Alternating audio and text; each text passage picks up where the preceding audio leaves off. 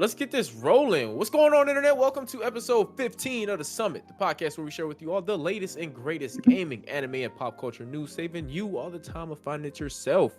If you're listening to this, you can find us on all major podcasts and platforms. We're available on Apple, Spotify, and YouTube. Don't forget, if you want to reach out and keep up with us, you can always find us in our Discord server at discord.gg/thesummit.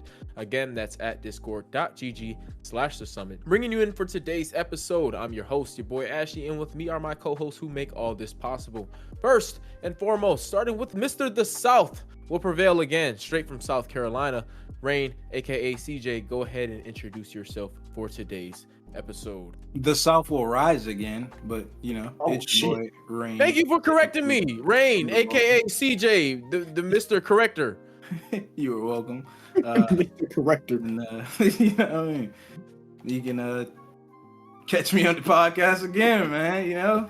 2 days in a row because we're a little busy, Yes, sir. We're a little busy. Our next host went to a Memorial Day Memphis barbecue last night and did not take home a plate. Now we're wondering if he needs to reapply to renew his black card. Razor SJS, we're talking about you. Go ahead and introduce yourself for today's episode.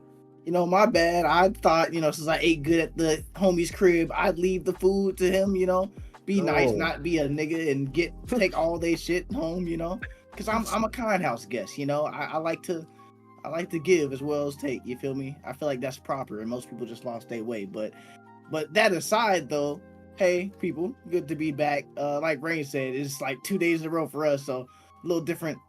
We're on different mindsets, but we getting there. We come here, getting the content for you, because we want to be consistent, we want to get out there, we want to do this permanently, full time. So glad to be giving my all in this, keep going. Consistency. What's this, 14? 15? 15? 15. 15. 15. Oof, we're moving. 15. Moving. Our podcast Quinceañera, Geez, back to you, my boy. I like that. Damn, I like that. I like that. OVO. OVO. Yeah. And last but definitely not least, our next host is ready to go toe to toe with any foe who questions his take. Mr. Never Fold, much like the Gators he folds behind the Florida State lines. Mr. The Almighty Striker, go ahead and speak your piece for today's show. Well, if I watch college football, I guess I would be offended, but I don't really care about any of that. But yo, what's good, y'all? Definitely Striker here. I'm back. We got some spicy topics to talk about today, and I got some very intricate and in-depth thoughts on them, and I'm here. All right, to speak upon them. I like it. I like it. That word too many. Apologize to my ears. Oh, man, we can't sound educated. What's wrong, yo? Shit. Well, we ain't got too much to cover. Like we said, this is our back-to-back episode, recording wise. I mean, weekly wise on the regular schedule. It's y'all gonna hear this a little late, but we did record this the day after episode 14. So, excuse us if we're a little late on some of the news for the week when this drops. But as of today, Multiverses has released. I have not played it yet. I just hopped on the computer, so I know y'all probably didn't play it. Did y'all? I have not. I downloaded it though. Yeah, I got it now too. I'll probably hop on it like after this shit and stuff like that. But Multiverses has dropped, has released. We got some so this show gonna be a little different today. We're just gonna drop the news, then we're gonna try and roll into a discussion and see where that takes us. We're gonna go with the flow, go where the water takes us. But we got PS extra updates for the games of the month. We got some I think they put Red Dead Redemption 2 back on there. So yeah, that's new again. Just in case you didn't get it the first time. Just in case you didn't get it the first time, it's on there again. There you go. Reused assets. We got Elder Scrolls Online. We got The Sims 4. We got Deceive Inc. I remember you was talking about that one like a few months ago, Razor. Deceive Inc. is on there. We got Watch Dogs, Crime Boss, and we got some more. That's all came to the PlayStation. I think that's the catalog. That's just the catalog. But the games of the month are, I think, I tagged you it on X, but I don't remember. I don't remember them either, but we don't remember them for a reason, It was like SpongeBob. It's like a SpongeBob game, so it's not really fucking important. Maybe I'll bring it up during the show, and I'll touch back on that just in case the 1% is interested in that shit. But it's like it's nothing important to my knowledge. Like I said, we got the multiverses for the new release today. We have Black Ops 6 news. It is official now. We said it on episode 14 for the rumors, but the rumors are confirmed. Black Ops 6 will be day one drop on the Xbox and PC Game Pass. So along with that, we have the official trailer for it. I'm not gonna lie, the trailer was kind of spicy. I'm like I fucks with it. The trailer was kind of spicy. We ain't seen no gameplay yet, but the trailer, if that's the motion that the story gonna go, as long as the story ain't like, what was it, 4 hours for the last one, I think we can cook something up for that. So I don't know how y'all feeling about that trailer. We saw what fucking, what's his name, Bill Gates, not Bill Gates, fucking what the fuck is that president? Fucking fuck. Who's the president? Hey, Striker, you old. Who's the president in Bill Clinton. Bush? Bill Clinton. Yeah, there you go. Clinton. We saw Clinton.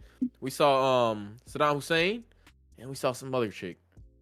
I might have to pull up that trailer again. But how'd y'all feel about that trailer? How'd that receive with y'all? Well, you know, to be fair, you can't, like, cinematic trailers. You got to be careful, right? Because like, well, not as far as like how the game is gonna go, but like, yeah, I give you saying with the cinematic trailer, but how do you think the storyline is gonna go from what you see in the cinematic trailer? Because if obviously this is during the Gulf War, during the Desert Storm, Desert Shield era. So how do you think that's gonna go? How do you think they're gonna play that down? Let me better phrase it that way. Based off what you see in the cinematic trailer. Let me see this. Give me a second. Let me see. Other two, feel free to chime in while I, just think about. Yeah, and I'm about to dab onto it too again because I mean, I feel like the trailer was pretty good. It's always pretty good. Call of Duty does extremely well with their trailers. I mean, that's just their prerogative. But marketing team A1. Personally, I can't really speak on the story because I didn't like. I looked at the trailer just to see what it would look like, the game itself, if anything was changing. And I haven't actually played a story game or a Call of Duty story since MW3. Shit. So the last one? Or you talking about the new MW3 or the old MW3? Yes, sir. 2011 MW3. I don't play Call of Duty for the story. Yeah, I feel you don't even like dabble in it a little bit. It's I don't play Call of Duty for the story. Well, I know that, but like they got. I'm not gonna lie. Like Modern Warfare, the revamp had a good story. The 2019 had a good. People say that. I hear it all the time. I believe them. It's just I like it. Why I'm here. I believe it. You know why I'm here. I'm here to get that rank. All right, that's it. I feel that. I do. I don't play a majority of COD story games. Okay. But when I used to play. I mean, it used to have a storyline. It used to matter and everything connected, but shit got mixed up. It don't matter. I used to. Yeah, and now it's just like I get that Black Ops is they're continuing their Black Ops legacy or whatnot. But what was the last storyline for Call of Duty that you played then? MW3. So like the last thing that happened was I'm pretty sure there was a war going on in the UK and like they were setting off biochemical bombs in different areas and things like that, and you were trying to stop them. It was right after Shepard, you had killed Shepard, and what's his name starts with an M. The old MW3, yeah. Yeah, the old one. 2011. That's what I said. That's what I don't remember that one too well. It's been so long. Yeah, Makarov. I think his name was Makarov. Yeah. You're trying to get Makarov, and you're working with his cousin Nikolai, who was the helicopter pilot, and Soap dies. So I mean, like that kind of tied up the. I don't know. Y'all niggas probably might not have seen my banner on Twitch, but my banner on Twitch is pretty much the original lineup from the Modern Warfare series, and I think Ghost and Shepard were like the last two to die from that, or Shepard, not Shepard, Price, but I don't think he died. I don't know. They ended his story kind of weird, but after that, I was good. Captain Price is a money maker. They gonna bring him back. Yes, sir. Absolutely. I played the stories on Black Ops 2, of course. You deal with Makarov, and what do the numbers mean? Mason, blah blah blah. It was fun, but I personally liked the zombie story better than I liked their campaign story. The zombie story is great. Yeah. So it's just like there's always a lot of content there. Like, don't get me wrong. It's just that's not the content I'm there for. Hey, ain't no wrong with that. Ain't no wrong with that. I was strictly multiplayer with that. I'm probably in the same damn near boat. Yeah. I feel like it kind of obviously no one plays Call of Duty for the story, but I feel like it's a nice little addition to it, especially if you're paying like damn near fucking 80 for it. Give you No, a nice little absolutely. I feel yeah. like niggas should get their money worth. That's why, and yeah, I didn't purchase the last one at all. And yeah, I got it, but someone else purchased it. But because I immediately heard the story could be beaten, like, it was once it like in easily as fuck. yeah. And then like people were complaining about they took to the dinosaur because it was like, oh bro, then you could like go into the mission or whatever. There were a lot of hiccups that people necessarily like for them to take at it, like that boy Kratos, they got the Game Awards that division in there. Yeah. So, somebody would say something like that. Yeah. Was he coming through choppy for y'all, or am I just tripping? Yeah, no, he's not a futuristic for me. Okay, I don't know. It's like robot. They gave you the robot voiceover. Am I still robotic? No. I don't know. Cool. That boy put out pronunciation for that one. Nah, I definitely feel that. Checkbox. We got I guess CD Projekt is finally done with all their efforts on Cyberpunk 2077. So after almost 4 years, they're finally done. Yeah, they're dedicating all their efforts to future products and future games. So that's good news. Would you say you're on the lookout for them now at Cyberpunk? Like they're on your list? Yeah. Well, I think there's The Witcher 4. I think they're doing The Witcher 4, and it's supposed to obviously it's gonna be on UE5, but I'm gonna be on the lookout for that one. But I don't know. Did y'all play The Witcher 3? Did anybody actually play The Witcher 3? I did not. I know Ramsey was wanted me to. Yeah, that's like one of his top games. I have it. I could never get through with it. Well, from what I know of, it's a very large game. Like it's probably one of those off to the third in the series. You probably like being a fan probably helps. So if that's your first entry, it might be a little jarring because like it isn't one of those origin story type starts. You thrown in there.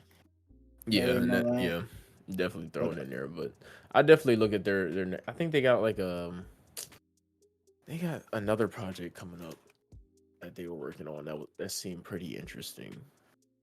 But all their efforts are going into other products, so that's good. I think they're working on another Cyberpunk. But I know all their assets are going towards Witcher 4 for right now, and it says it's the largest game in development. By the size of the team, but it's also a work in progress. They said so. We could probably see a timeline of 3 to 4 years. It's called like Polaris or something. That's the code name for it. But as far as that, well, we got some Resident Evil remakes coming. Mm-hmm. Yep. I think today. Code or what is Code it? Zero and Code Veronica. Yeah, there's 2 remakes in development. They're 2 of the games that aren't part of the main series, but were games that happened. I didn't even play them. They're little side things. I think one of them stars Claire.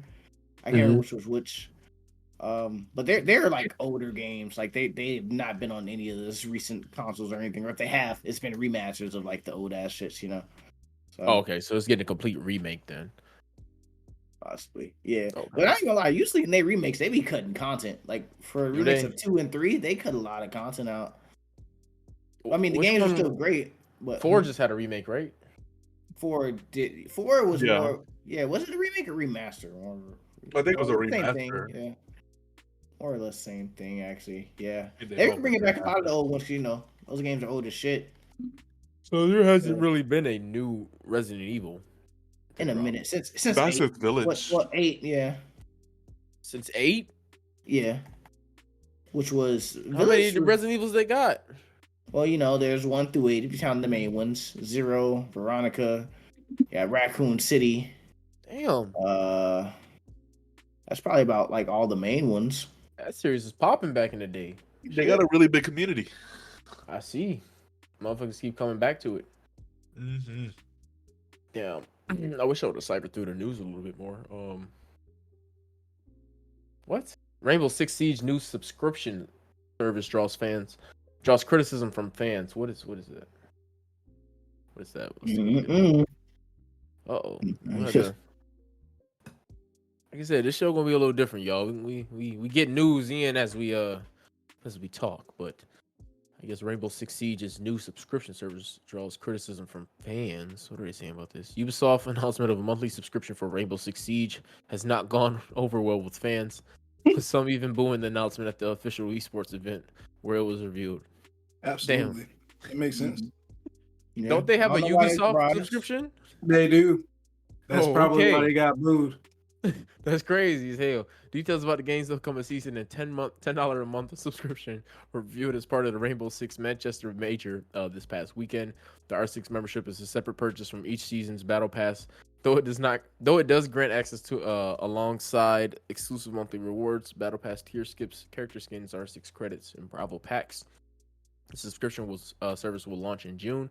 Oh, it's launching. Okay, so they already it's launching. No, they set in stone. They was letting you know it was a warning. Shit. Oh, okay. Yo, shit. Yo, just prepare your wallets. Just so you know, just in case. Those who buy an annual membership for $80 will save around $40 when compared to paying for the subscription month to month. And let you know about them deals, boy. Ubisoft. Nah, bro. That shit need to be stopped. Cause like, who thinks Rainbow Six can get away with a fucking subscription and think other games won't try to do it? Mm-hmm. And then Rainbow Six is another one where you're buying the operators as they come out. Buying the operators in-game currency or your money. Like, nah. Yeah. Ain't that about a bitch, man? What is we doing, dude? Money. That is insane. Bro, gaming is lucrative, and now that the world knows it, boy, it's just too easy. But it's crazy because we was talking about that a while ago, man. How, like, obviously gaming's changing because industry is a multi-billion-dollar industry, and there's just so much profit involved in it. But we can see it now, like these subscription services, how no matter how good they are up front, shit like this starts, and when shit like this starts. Now we got a problem because now they testing the waters with this, and not only did they say they were. This isn't a test. That we saying they said they launching it. This is it. This is what they doing. It ain't no. We got EA. What was no? Was it EA? It was EA or 2K. It was EA. EA got the ads, in-game ads. They launching too. That's not a test. They launching. It's like where's the line? Where we gonna draw the line at when it comes to these profit margin? I guess we never will. But that's just insane. Like, so how does that work? Like, can you still buy the game? Still buy who? Rainbow Six. I thought that shit was free at this point. I don't know. That's what I thought too. It's on Game Pass, and it's on a subscription on it. Like, that's what I'm saying, because it's on Game Pass. It's on Ubisoft Connect. So, like, what would be the point of throwing a monthly subscription on there? Is that just to get the? Is it to play the game? Period, as if like it's an MMO type of shit. It says Rainbow Six Manchester Major this past. I guess that's like a DLC or some shit. I'm not too deep into R6, but the membership Manchester is separate. Major is the like that was the event that they had. They had a tournament in Manchester. Okay, so then they announced it there and they got booed. Okay, so it does grant access to alongside exclusive monthly rewards, Battle Pass tier skips. So you have to buy the Battle Pass as well, but it gives you skips for buying the monthly subscription. It's so lame, bro. I hate that so much because I used to, cave into that when I first started buying Battle Pass, but just realizing, bro, you're paying an extra like $10-$15 for just 20 levels on the Battle Pass. The first 20 too. Like, which are probably less XP than the last 20. Well, it's those joints are not really worth it in my opinion. Traps. Dude, that doesn't make any sense. How are you gonna pay for a subscription? Don't even get the Battle Pass, but you get rewards towards the Battle Pass. So the subscription is for the game. Who would do that? Who would do that? I mean, people do it for MMOs, Ubisoft. Yeah, but that's an MMO. Yeah, all the takes devs. Wait, somebody. Yeah, I know. I get it. I wouldn't. I mean, hopefully they lose player retention because of it, and it shows them something. See, that's what needs to happen though. Like when people see this shit, they need to just like put the game down for a little bit because I hope nobody feeds into this. Is stupid as fuck. I hope nobody feeds into this, but if they do, that's just gonna show them, well, shit, it works.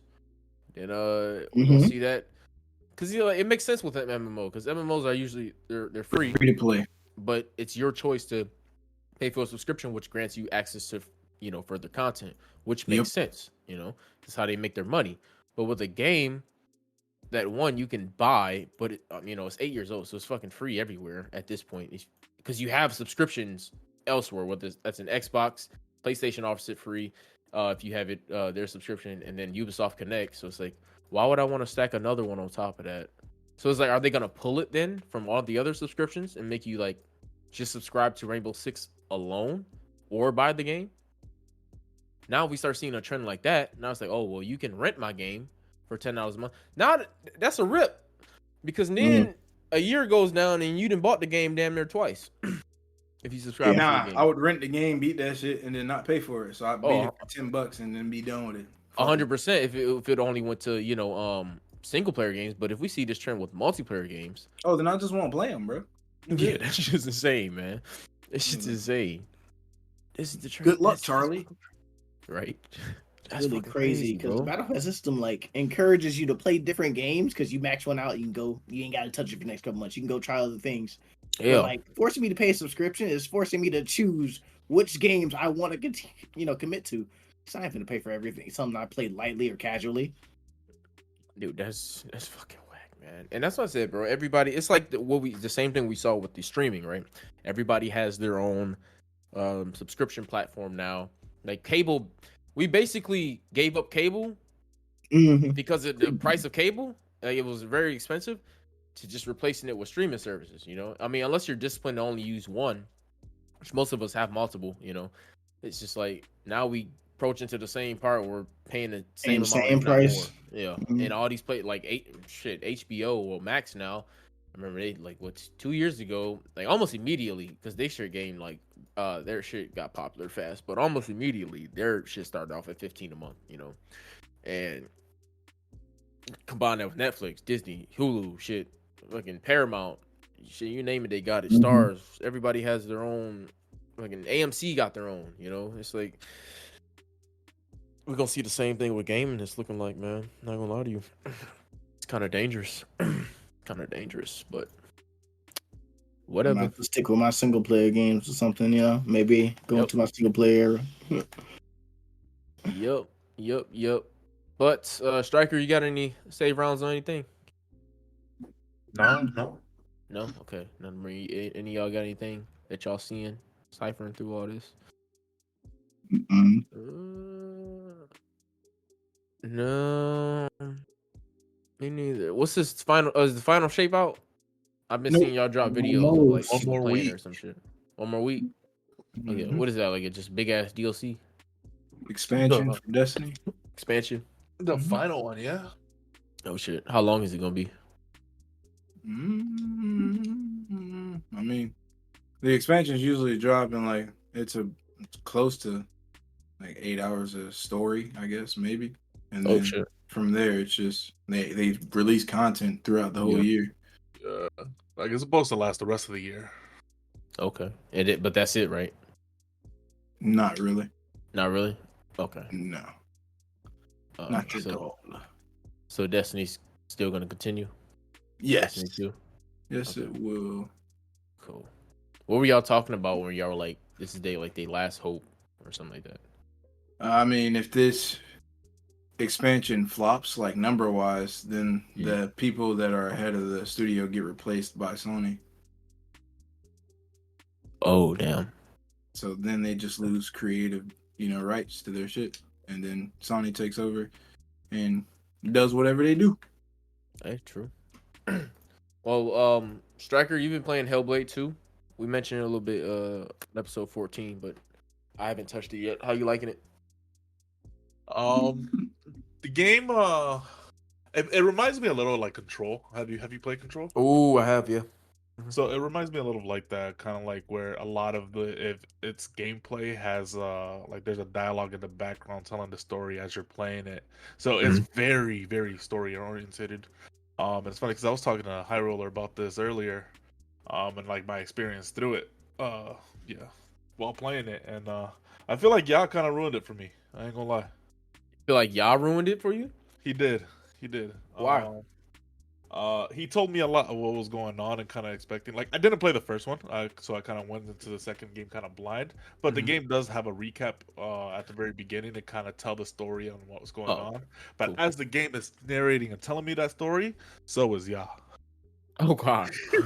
Oh God. All right. And then the game starts, and then Ya's just like commentating. So basically, it was a director's cut gameplay, almost what it felt like. But like, was he in the Discord or was he like? He was, he was in the Discord. Oh shit.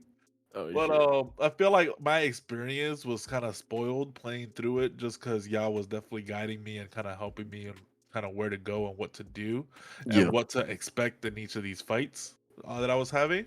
So I'm like, all right, bet. So I just need to do this or kind of adjust and do this, and I should be fine. Just to counter what Ya is saying and not make it so difficult for myself. But aside all that, like the game does look great. Like it looks amazing. I was able to play it on 4K. I did notice that there was a performance issue. On what platform? I'm playing on PC. PC, okay. But I was able to fix that while I was streaming it. Chat told me to switch the settings, the graphic settings from I think it was there was a graphic setting that I switched to NVIDIA DLSS. And once I did that, it literally dropped my VRAM usage by a whole gig. Damn. Okay. But that shit was damn near like maxed out at 8 gigs running on high. Shit. And like I noticed frame drops during cinematics. Yeah, but it's gorgeous. Yeah, no, they're definitely high fidelity. The gameplay I feel like is very like kind of straightforward. Attack, you dodge or you parry, or do a combination of the two, and then at times you'll have an interaction thing that you pick up to kind of slow the enemies down, which is part of the mechanics for the fights. But I mean, I don't feel like the fights are challenging. But this is only with, what was it? I said an hour and a half of gameplay or 2 hours of gameplay end. And I got as far as getting, well, I don't want to spoil it, but I feel like I made decent progress with it. The game is just very like story driven, so it's like you're really into like a single player story game that's just very linear with very little collectibles or exploration. This game is definitely up that alley. Yeah, I saw a lot of takes online about Hellblade 2, and people were like, I guess, focusing on the actual like action of the game, and I think a lot of people fail to understand that this isn't going to be like this game doesn't focus heavily on gameplay. It's more of a, just like the first one, it's very visual, it's very story driven, and it's still got a lot of puzzles in it, doesn't it? It does. Like at the very beginning they introduce you to the puzzle mechanics, and then to kind of progress each area, I feel like that's where you could spend majority of your time figuring out or trying to solve what to do. That's where I found myself spending majority of my time until Ya told me do this. Then I was like, all right, cool. Y'all beat it then, didn't he?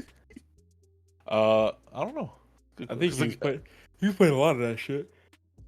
It came out this week or was it last week? Like 6 hours on the story. The game came out last that's week. Definitely finishable in one session. I mean, I get it. He must be a diehard fan. Know, I ain't gonna lie to you, bro. I'm gonna have to stick up for my boy because he ain't here and you talking shit on his name. Look. Oh shit. I'm gonna stick up for y'all because in his defense, and we can attest to this because we know Striker was lost and he was helping him. Right. And I get it. Y'all does get over explanative of shit he loves, and right, and like he'll talk your ear off about it, right? And he'll definitely backseat game. But if it comes to me, I'm just don't backseat game. I want to experience. Striker, you were letting him help you throughout the game. You are not complaining about any of that at all. You said you appreciated it. Yeah, so like I don't understand why you're saying things out to be negative right now. And then second of all, something you didn't tell Ashley that we know because we were there. He's quitting it. He's not finishing the game. He says he doesn't like it. So of course his opinion isn't going to be too great of it. Who said that? Striker doesn't like it. And he's not gonna Striker, come on, we ain't gonna finish it. I probably won't. Like, I don't see myself doing that. The game really didn't. You know how you said it was like, oh, the people who don't want to finish it, they're focused on the action. Well, guess why he doesn't want to finish it? Oh, it's boring. Oh, this that. So like, look, man, people got to realize that sometimes a game isn't bad. It's just not for you, bro, and that's okay.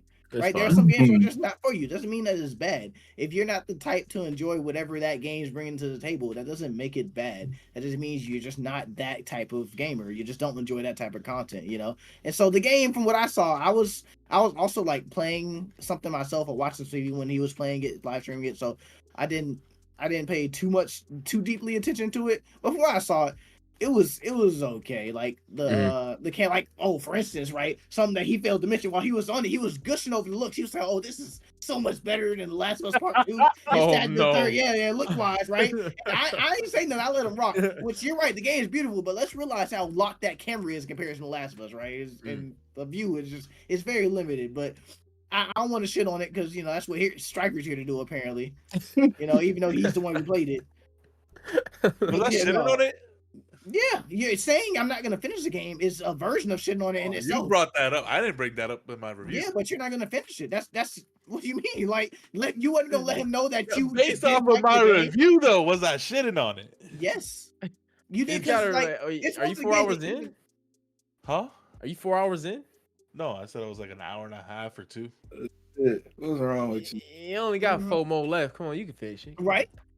And it's free. It is. Like, I mean, like I said, do it for the people, man. Do it for the people. The game, God, do it for the people, bro. The game is story driven, so I feel like games like that, you don't really like. I don't feel like if I were to look up a YouTube video of someone playing it, I feel like I'd get the exact same experience as watching them. You would. As you know, for me playing it. Sure, I won't get the experience of actually doing the encounters or solving the puzzle, but the puzzles regardless, the game, like you said, it's not meant or like they don't thrive on their gameplay. You can say that literally every story game. You can watch someone play it. Yeah, because this game is solely like we said, the game solely kind of thrives and drives based off of its story and the narrative that they're trying to give out to you. Do you not like the story though? To be honest, I really don't know what the game is. You don't know what's going on because you don't pay attention. Exactly. Not that I wasn't paying attention. Like I said. Well, where does it start off at? Because in the first one, the whole point of the first one is you got Senua. She's looking to her husband went to hell, and she's trying to get his soul back. So like, what do they got going on? Did they show that in the recap? That she needs to get killed. She lost her mind. She lost her mind. That's what Striker feels like. That's not what's going on. Actually, Rain said it too. Rain said it too. Well, okay. So what's losing you in the story? That she's crazy, cuckoo, and would probably be better off dead. She is crazy. I mean, you hear them voices in her head. Mm-hmm. Like when you're that far gone, and like you said, basically, Striker was saying instead of giving her a happy ending and finish the game, she deserves to die because she's crazy. No, that's what her peace would be brought. Like the game would be a lot shorter if they brought her peace by her just killing herself, which I think she was about. Well, any game can be shorter that way. Exactly. I'm trying to write you this, this masterpiece. This Mozart, piece that I'm bringing you in 5 minutes. Why do you feel like okay? Well, I want you to finish it because it's short. All right, it's short and it's free, so you ain't got nothing to lose. 2, I want you to like pay attention. 3, you don't have to rush it. You can finish it over a month or 2, bro. It's not that you can take it 30 minutes at a time. You won't, bro. Soak it in, though, man. Just give it a chance because I don't know, man. We was talking about this, bro. It's getting to be a trend with you. Like as far as not finishing these damn games and going, oh, I'm never gonna pick it up again. Like, is it the game now or is it you?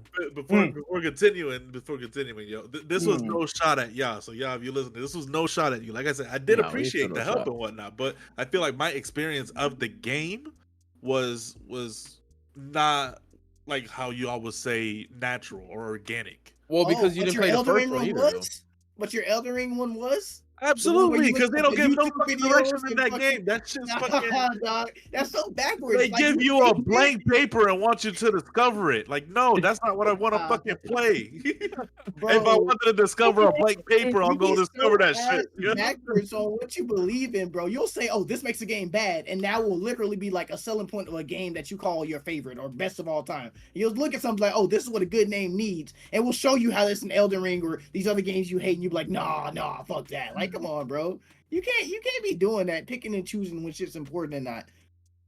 Wait, and I saw your shout out on stream. I was a few days late, but you said asked you where you at and you just playing Elden Ring. So how'd that go? You playing Elden Ring now? You started?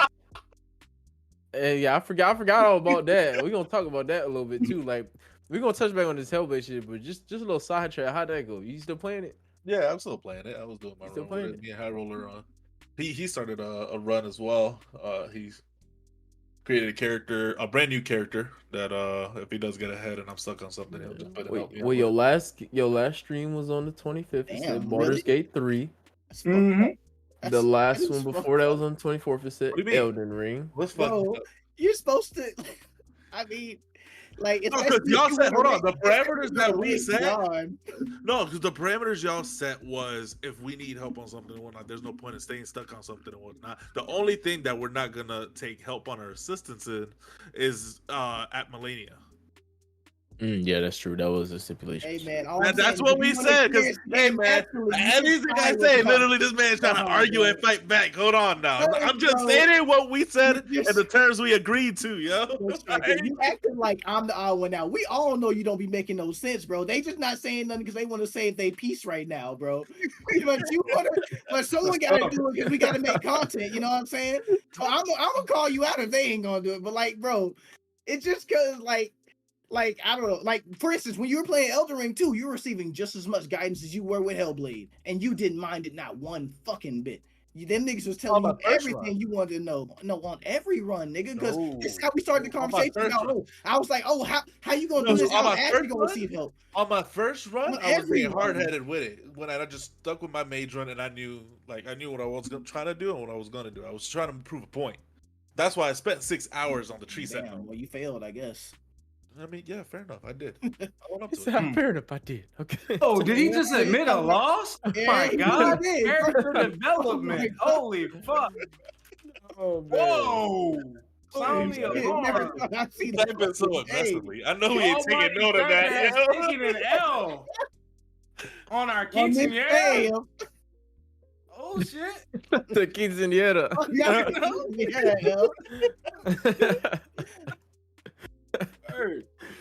Oh man! Look, I hope you enjoy Elden Ring, but don't play it the way you playing these other games if you're trying to hate on it, bro. No, I'm doing a melee run. That wasn't what I said. I don't know what you were trying to get at there. I don't know, like what you getting at?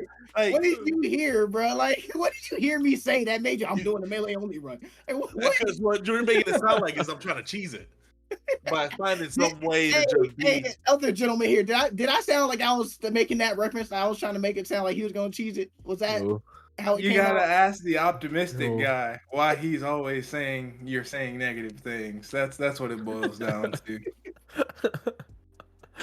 Hey, wait. Okay, so before I get back into that, I saw this streamer. I think I sent it in the chat. She had beat I guess all the bosses on level 1. Mm-hmm. New game +7 though. What does that mean? Like, it means they're all harder. Yeah. Like all the bosses are harder? Yeah, you can new game plus up to 7 and it scales up to new playing +7, then it stops. Level 1 is crazy though. Shit. How the fuck you do that? Just get used to attack pattern. Get good. Does she have armor or no armor? It doesn't matter. Shit, level 1, you probably get anything. Don't matter. All right, well, damn, she didn't even look like she was sweating. Then niggas was posting memes of Kai. It was like Kai watching this like damn. That shit crazy though. Fuck. All right then. Well, anyway, back to Hellblade. So, all right. So you confirm not finishing the game? I don't see myself going back soon. Well, at least watch it. I think I'd rather. I'll watch it. Hit up with the boy Rad Brad. You know he playing it. Rad Brad. Yeah, that's the GOAT. Oh, nah. Yeah, at least watch it. because we gonna have a conversation down the line. Because I'm gonna play it full through, and I'm gonna have my real I'm gonna opinion watch on the stream. I got you. Yeah. it. And it ain't about that, but like, if we have conversations on the podcast down the line, we say we on like week fucking 45, and you hit me with something against Hellblade, and you ain't finish it, I'm gonna be real sick. That's crazy because you ain't finished the game. So we gonna start really locking in some valid opinions on these games, towards the end of the year. So when this whole award catalogs come up, you looking real invalid right now, Striker. Ronan, what you mean? Game of the year? No, I'm not talking about game of the year. I'm talking about just any category. Guess gameplay, soundtrack, anything. You don't even fucking have to be game of the year. Ronan's not game of the year, but it don't have to be fucking game of the year. Just anything. Any valid opinion about a video game? Because I don't want you saying some game was ass and you ain't play it all the way through. And the reason you ain't played it all the way through is because it wasn't. I agree with that. What Razor said, because a game not always ass just because it ain't for you. You know what I'm saying? So. We just gonna leave it at that. But ain't that how you review something? Like no.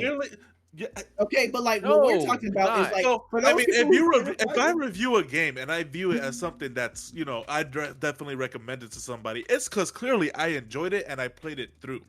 But if I review a game, I enjoyed Ronan. I still critiqued it. You could recommend a game for someone or a group of people that might enjoy it without trashing it, because it's not like just because you don't like it. Like, I don't play Cuphead, but I'm not gonna trash Cuphead for everyone else. I'm not gonna give a trash review on Cuphead or immediately open up with all of my dislikes and then don't say anything positive about it, right? If I'm reviewing it and keeping my biased opinion out of it, I'm gonna tell you about the game and say this is probably who this game is for, but it's probably not for me.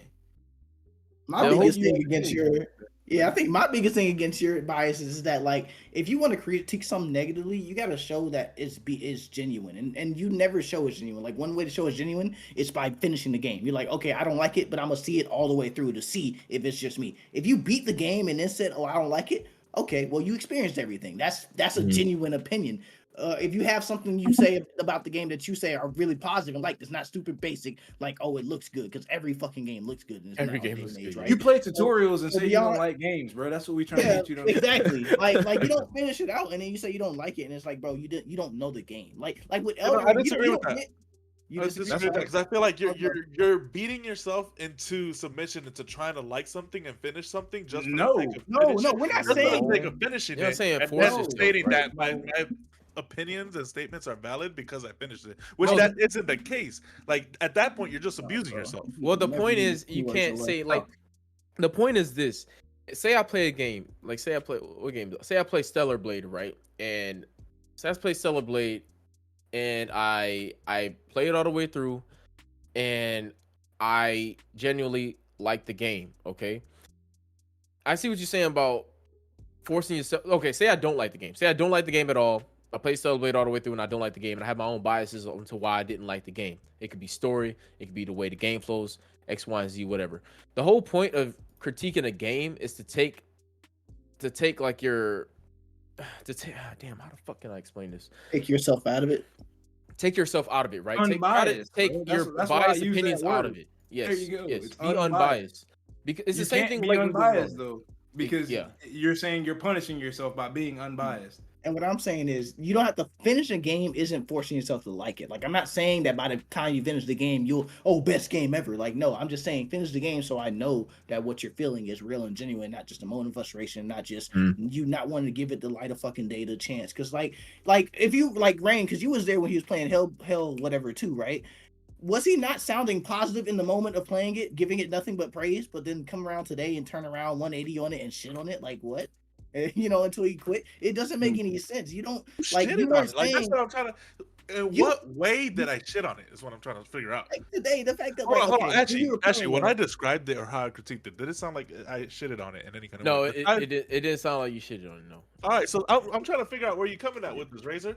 Okay, because you're quitting the game. Yeah, I'm coming from. That's me shitting on it. Yes, because you came afterwards and mentioned that. Yes, because you threw that in there. Yes, Yeah, because it's important to know, okay? Like, you're talking about somebody, oh, hey, guy, can you review this restaurant for me? And they give you a terrible review. He didn't tell you, by the way, he's boycotting the fucking restaurant. Of course he's gonna give you a fucking negative review. It doesn't make sense for him to give you a positive one. I'm telling him that because you forgot to mention that your personal bias affects the way you feel about the game. That's just why. Okay, like you're the only one here who can take a game he doesn't like and say nothing positive about it. You're the only one here that takes a game he likes and says nothing negative about it. You have to be fair, bro, impartial. And like we can't trust your opinions because it never seems genuine. It's always Laser, what have I said? What did I say about the game that was negative? That's what I'm trying to figure out. Let me cut you out right now because shut up because I'm talking. Let me cut you out right now because you are trying to deflect my argument point by straw manning it and just going to this one specific instance where I lost. You're right. Okay, by Ashley's word. If you didn't shit on it and they say you didn't, okay, fine. I was wrong. You didn't shit on it. But it doesn't change the way that you do this with every other fucking game. You're just trying to pick apart this one time that I happen to be wrong. This is what we're talking about. This is the game we're talking about. Yeah, like right now what we're talking about is Hellblade 2 and reviewing Hellblade 2 and discussing and whether or not I should finish the game and to deliver or give a biased review. Do you think someone can review a movie without finishing it? Ooh. Yes, absolutely. I.e. the live action Avatar. I walked out of that bitch. That shit was garbage. That shit was actually dog shit. Yeah. So why the fuck am I gonna waste 2 hours of the rest of my day to watch a shitty ass movie that from start to like minute like 20 that shit was just straight garbage? It wasn't true to the actual show, the animated series. The actors was dog shit. The animation was just dog shit. The acting was dog shit. The voice lines, everything about it just wasn't enjoyable. So why would I waste my time sitting in something that's just not that I'm not enjoying or I'm entertained by? Like at that point, that's literal insanity. You know, that's quite the definition. You know, doing something over and over, expecting a different result. So if you're sitting there trying to beat yourself into submission, into trying to review something or give something a fair chance just by completing it, that's kind of insane. So it's insane. Would you not say? Would you not say so? No, I would not say. Hold on, you can't use that. Like that argument may be valid in that situation, but your argument for video games is not the same, bro. Because you hide behind that. I don't like that. Like I don't like the game. You know. I don't like this game, so I'm not gonna finish it just because it's difficult or you don't understand something. And instead of actually putting forth an effort to actually understanding it or learning it in that situation. Yes, if you're watching something and like you can obviously tell you're not entertained or it's not drawing you in, yes, it's gonna push you away. You're not gonna sit through it. That fucking makes sense. Absolutely. But you're playing a game, and I'm gonna go full circle. Elden Ring, right? Every gripe you had about that game, you had not experienced the game, but you had gripes about the game, and you wanted those to be validated, right? To anyone else, that's not valid. You get what I'm saying? So sometimes you do have to kind of either complete it or put forth an actual effort. How long did you say you sat in Avatar before you walked out? You said about an hour. 20-30 minutes. 20-30 minutes? Mm-hmm. I mean, yeah. And the movie bombed. So I mean, after an hour, like damn near, you're committed at that point. Some cases, you might as well just. Right. No, yeah, in a movie. Yeah, as a movie though. Yeah. But then also on top of that, it's a movie of something that you already know and love, and it's a recreation. So of course you know it's going to be shit by the first 20 minutes. Like we all know that movie was shit. You're using an outlier as an example. Use something that's standard. You can't use an outlier for a fucking example. You can't because he has to. Let me pick apart your conversation and your argument and try to find something that implicates the arguments and statements. Like, come on now. Like, what we doing, yo? Like, we over here just picking. We're being selective, yo. Why didn't you say Madam Web? Oh God. Why didn't you say Madam Web, Scraggy? Because you fully watched that movie and enjoyed it, didn't you? No fucking way! No way! Nah, it's all good. Okay, wait, but that's the point, Striker. No, that's the point. That's the point, though. It's okay. That's fine. You can like Madam Web. That's completely okay. But can you tell me any discrepancies in that movie? I didn't fully watch the movie. I said I fell asleep. Oh, okay. So you didn't really like the movie. It was boring. It was. Yeah, All right, dear. All right, dear. There it is. He just wanted to love it because No. it's Spider-Man related. That's why he wanted to love Yep. it, but he didn't love the movie. Okay, No, I did want to like it and give it a chance because it was a Spider-Man movie, and I thought Right. like they would have gone deep into like the whole like Spider-Verse and whatnot, introduce more Spider-Man characters, and probably go more specific to like female Spider-Man characters. Which I mean, you don't see much hero movies kind of like doing and bringing in the. Well, I mean, besides like what was it, Miss Marvel or whatever the fuck that fucking her name is or whatever. Captain Marvel. Yeah. That. What else? Black Widow. Like, there's not many. Is what I'm saying. Like, there's few. Mantis. Yeah. What about Echo? That's a Watch Marvel. that shit. Yeah, that's Yeah, Marvel. good. What about Wanda? She was Witch. pretty big part of the Ooh, Multiverse of Wanda Madness. is big. Scarlet Witch. Wanda was horrible. That shit was dog. They What? could have did without that series. You honestly. think Wanda's show was horrible? I Oh, you think talking about WandaVision? It was pointless. She. Mm. All right, that's a whole different conversation. Anyways, but Nah, do your thing, 21. Nah, Do your thing. Nah, no, wait, because I had because I had your same opinion. I know exactly where that comes from. So I had your same opinion, but WandaVision, I thought it was ass at first. Then I went to rewatch it because Multiverse of Madness was coming out, and then you fully understand why that show exists. So I know why you about to say that. So I'm gonna let you explain why you're saying it because I want to hear it. I want to hear it just to see if I'm fucking right. The show was irrelevant. Like there was no point. It's not irrelevant. It's not irrelevant at all. All they did was just discuss her feelings and kind of show how she felt, and she went into like this deep depression and whatnot, and literally took over a town. So she was a dictator and molded it to what a happy place would look for her. Essentially, is what that show was about. And I feel like they were just dragging out a story for Wanda and a reason to kind of like What's wrong with that? Give her a spinoff. What's wrong with giving Wanda a story? There was no information in it other than her ultimate power that she got at the very end. At that point, you could have just made it a movie. Made it like an hour and a half movie. I'd agree with that. I'd agree with that take. I'd agree with that take only because the show does drag a little bit. The pacing is a little slow on that show. That's just to the writers, but the concept of the show was pretty fundamental though for setting up Multiverse of Madness. Now, if we want to talk about here and now, if it matters, I don't know. But back then, when the whole vision of Marvel was going towards that direction of Kang and all that shit, it matters a lot. It matters with the implication of the multiverses and all this shit. Like, I mean, you saw. I feel like it didn't movie, right? Tie too well into it as much as Loki did. No, of course not. But it mattered. It didn't tie too much into it. Now, it mattered. Now that you know this, right, and know my stance on it and kind of what I perceived of it and what I review it off. I only watched the first 2 episodes and the last one of that show. You only watched the first 2 and the last one? Yeah.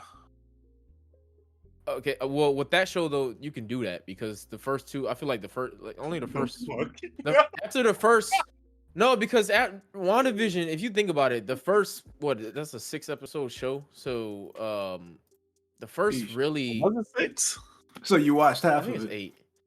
It's not that long. So, but really, the first it's like 4 episodes out of it's like at least half the show is just a bunch of filler. You know, they're trying to just setting up Wanda's emotions. It's story, right? So it's not imperative to the storyline of Marvel, the MCU. The last one was very important, and in the first and second, because you're realizing, okay, how Wanda got in this situation, that works. But that's not with every show, though. But at the same time, you kind of know what's going on because you've kept up with the MCU, right? I mean, yeah. So I mean, the whole point of this is it's different with video games because with video games, we're not saying that you have to sit there and force yourself to play something, right? You obviously don't force yourself to play something that you don't like. That's completely fine. That's gonna take all the enjoyment out of it. Gaming is about enjoying what you're playing, but at the same time, if you're gonna do that, don't have an opinion about it. Don't formulate something and try to push it out there like, okay, this game is bad. I'm trying to bash that motherfucker. Yeah, don't try to bash it because it's like, all right, well, 1, you didn't finish it. 2, if you're gonna give reasons as to why something's bad, give genuine reasons, not just I didn't like it. I'm not saying this is what you're doing right now, but I'm saying I see a lot of people online do that shit. They'll put something down and go, "Oh, I didn't like it," and then they can't explain. 1, they can't explain why they didn't like it, and 2, it just wasn't for them, which is fine. But if, like I said, we're content creators, we got a podcast. Obviously, there's people out there that listen and go, "Oh, well, they want to hear about our opinions on a game. So we're expected to play games, and we're expected to have at least the mental capacity to play a game, dissect a game, and take what we love, what we don't like about it, and conclude an opinion, right? I mean, that's exactly like a most recent case of that will be Rise of the Ronin, right? We had hype for it, we played it all the way through. We loved some parts about it, we hated some parts about it, but we didn't let our personal biases. Because if we would just been biased about it the whole time, if I'd have rode that hype, like, yeah, I'm very excited for this game, and I tried to force myself to stay excited for this game and love this game and make it something that it wasn't, my opinion at the end would have been totally different from the reality of what it was. At the end of the day, like, I didn't post the video, but at the end of the day, my conclusion about Ronin was, hey, if you got the money to just blow on a game and you're bored and you want something that's going to take you 30 plus hours in an open world, pick it up by all means. It's not a game it's a fun game. I'm gonna be real. It's a fun game. But if that's not you and you feel like you want to be into a game that you're getting into for its story, that's not it. That's not the game. The story has so many holes in it that it's not I don't think Ronin was complete. So if you're gonna play a game, play the game, dissect the game. By all means, though, if you don't fuck with the game, that's fine.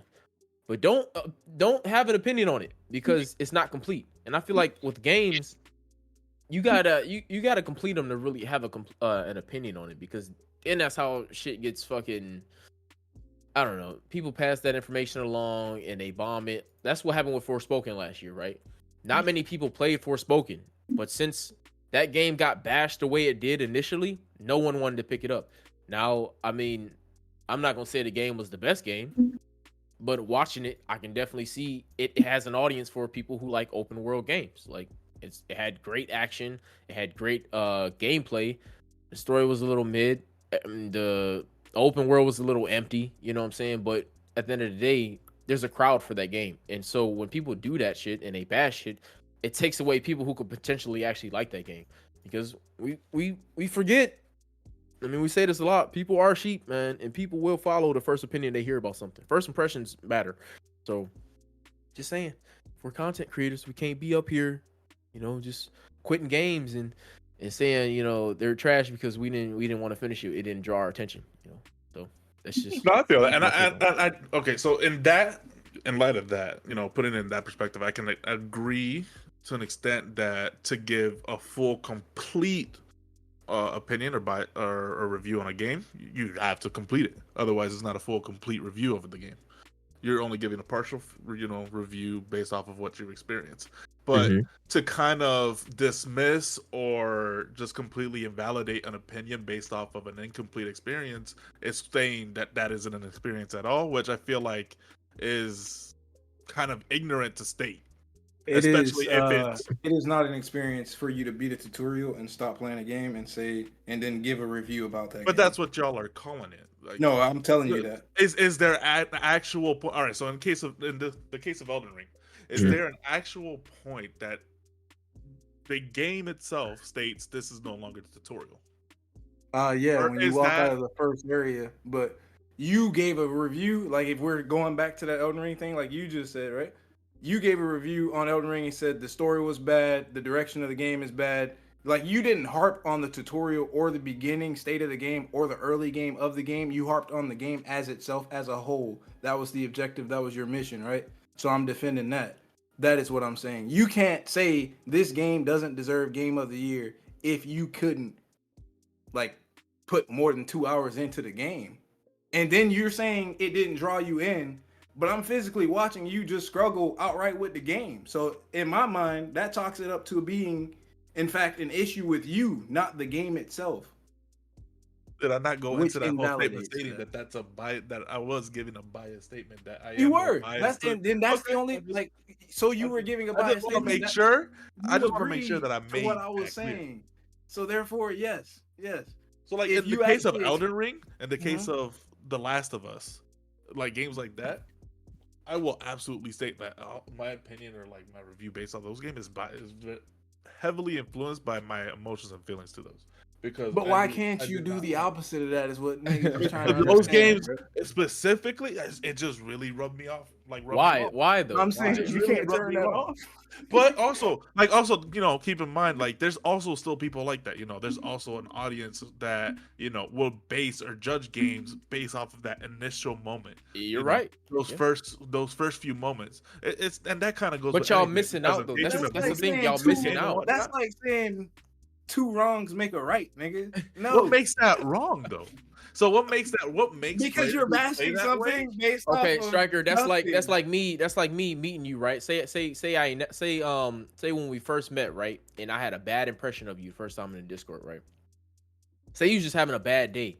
But in my head, I'm like, no, that guy's a fucking dickhead, fucking asshole. I don't want to be in a fucking server with this guy. Would that be fair? Is that your personality? Are you a dickhead? Yes. Are you an asshole? Is that fair?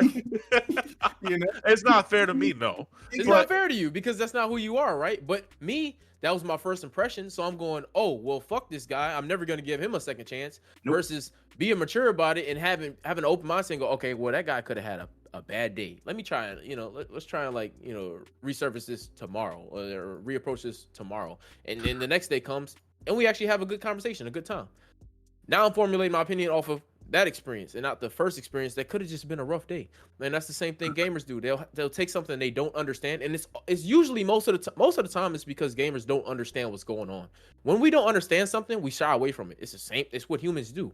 Ignorance causes you to flee. So when you don't understand something in the game, people get turned off. Like I've done this so many times with games. That's why I say it's always best to go back with a good mindset to play it.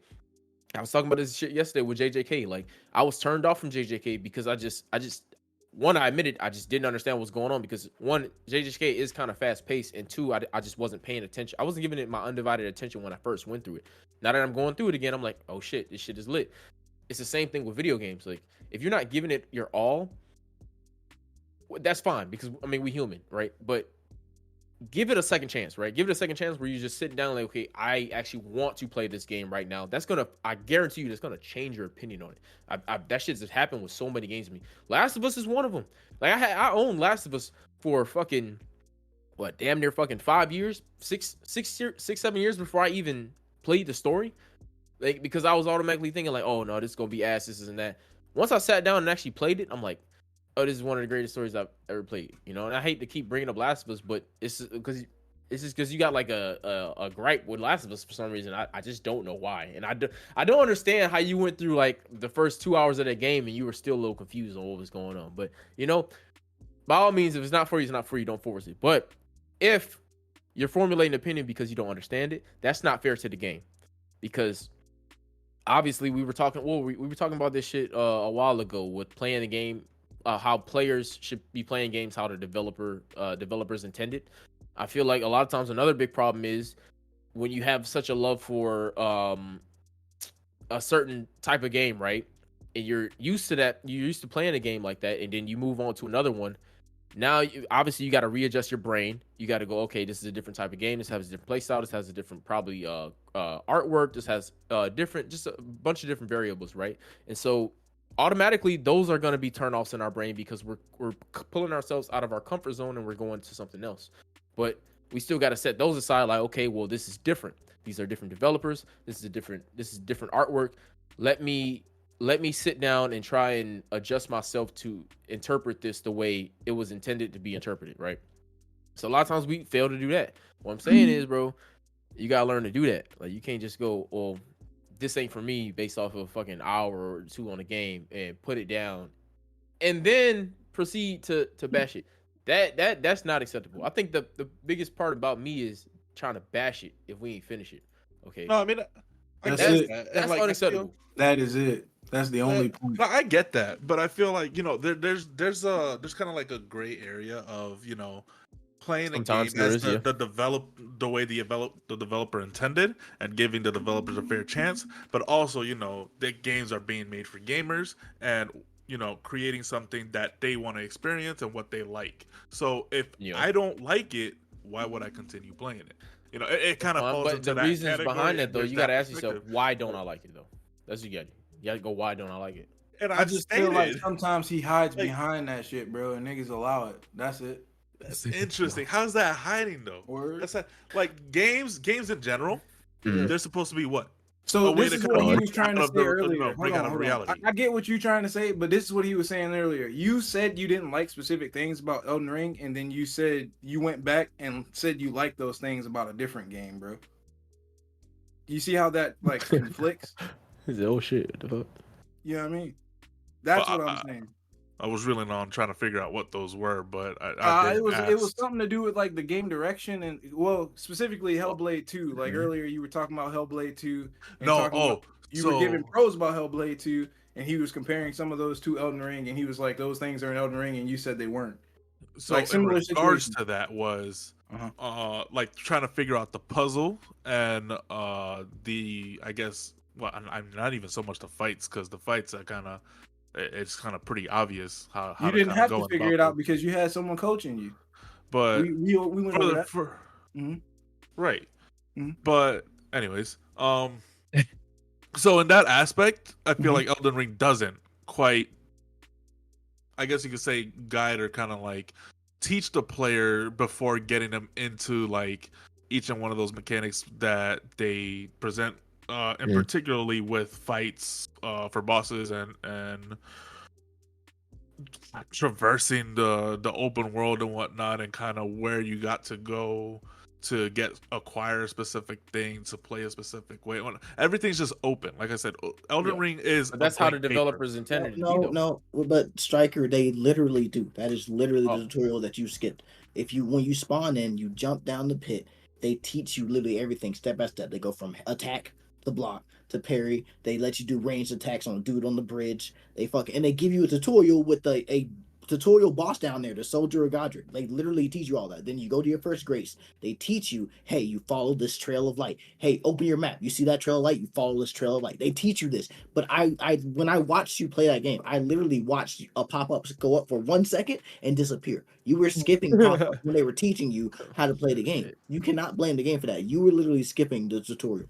And then you're blaming them for you. That's not even the first boss. You spawn against that grafted nigga, right? And then that's when you either, you win with no flats or you lose. That's the first boss you really like learn dodging and moving around to, because you're fighting for your life. And then they put you in the tutorial when you die.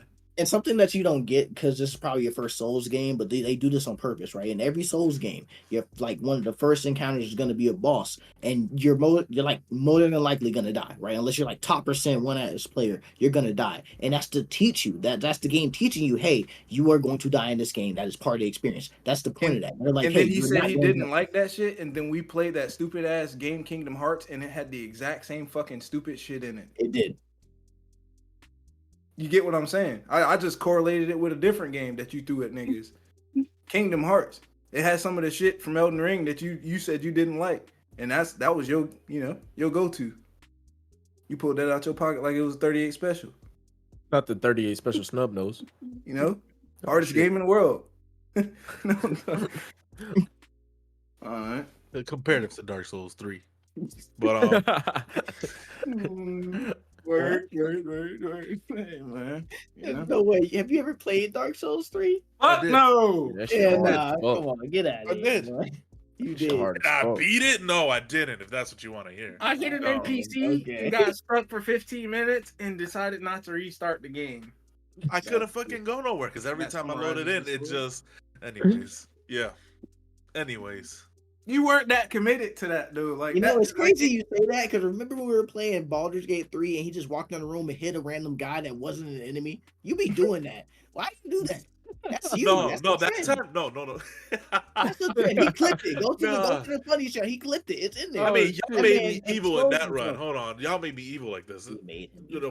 We didn't build your character. In Dark Souls 3, that Toxic Tuesday. But in Dark Souls 3, that like I said, I hit the NPC on accident. I put the controller down, then my character swung and it hit the NPC. And then you could clip it. That boy smacked the shit out of him. Damn. You could have made another character. Too easy.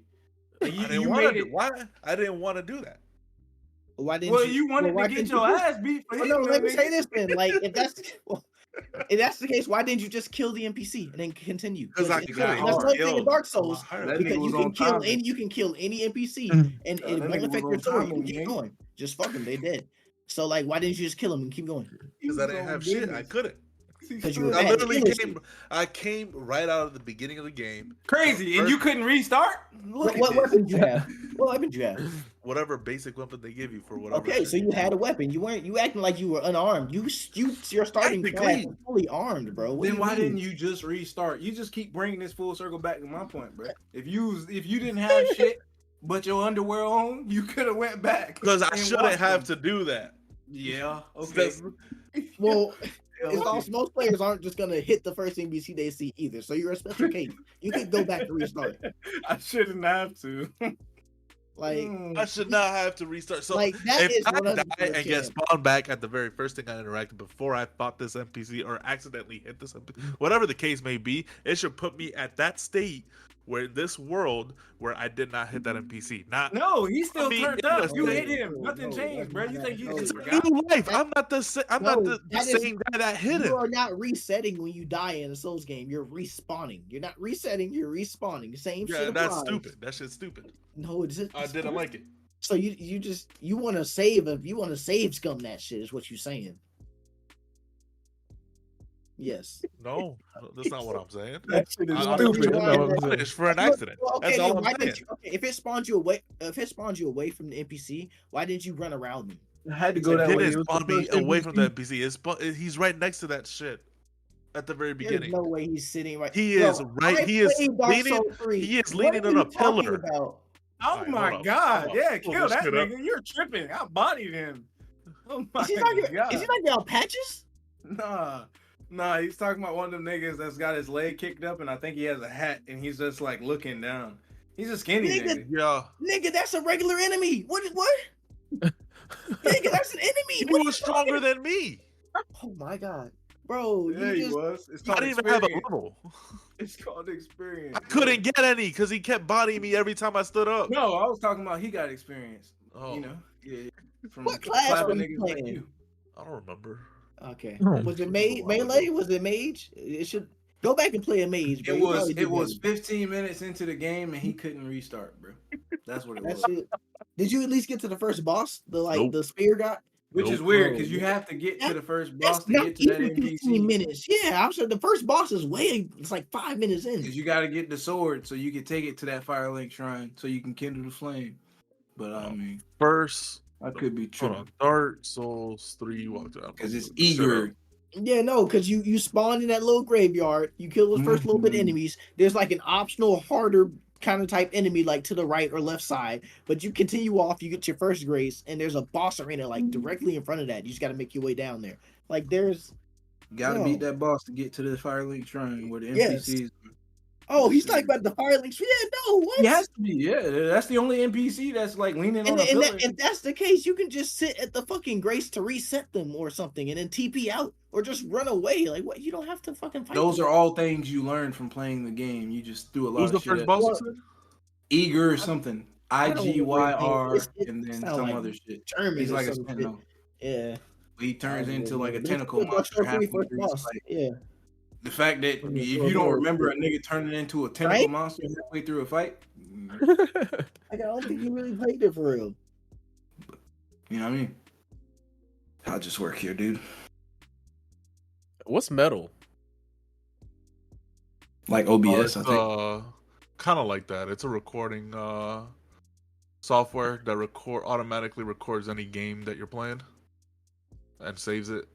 And you can edit your videos or edit that recording and create clips and share it to social medias. You run that on top of OBS? Yeah. Is it like easy to share to social media? It's like 2 clicks. Can you put it in like portrait mode for social media? Yeah. Interesting. Might have to need that. I'll just do that. Mute forever. Shit. Okay. I want to cover this before we close out because we're supposed to talk about this for a while now. Gamers being antisocial. Let's cover that. Let's cover that. Let's do that. Yeah, that's what we're gonna do. Why y'all think gamers can't socialize with these? outside of Discord. Sometimes they can't do it in Discord. Because I don't know. gaming, you don't have to go outside the game. You don't have to be social to be a gamer. Like Is you that have a to be problem? social. I mean, to an extent, I guess. I wouldn't say a problem. I wouldn't You say don't think that. so? Like, No, not really. to say it's a problem is to say like no gamers should ever be antisocial. Everyone should be on the mic, and it's like nah. But, Well, there's like, plenty of people that aren't gamers that are antisocial. So. There's not Yeah. like a negative negative context to you being antisocial as a gamer. I think you could be perfectly fine as an antisocial gamer, but I think generally gamers are antisocial because they're used to being independent in games that they're playing. Probably a lot of people play a lot of solo story games or things like that, or whenever you're like, even if you play something like Call of Duty, you're probably solo queuing, or if you're playing something like League, sadly you might be solo queuing. Overwatch, even like gamers play quick play. Most gamers in general are solo queuers. That is true. Yeah, I just think that's what it comes down to. And then like your friend groups outside of gaming, if you are social outside of gaming, might not have the same gaming interests as you. So therefore, you just end up, playing your own things, I guess.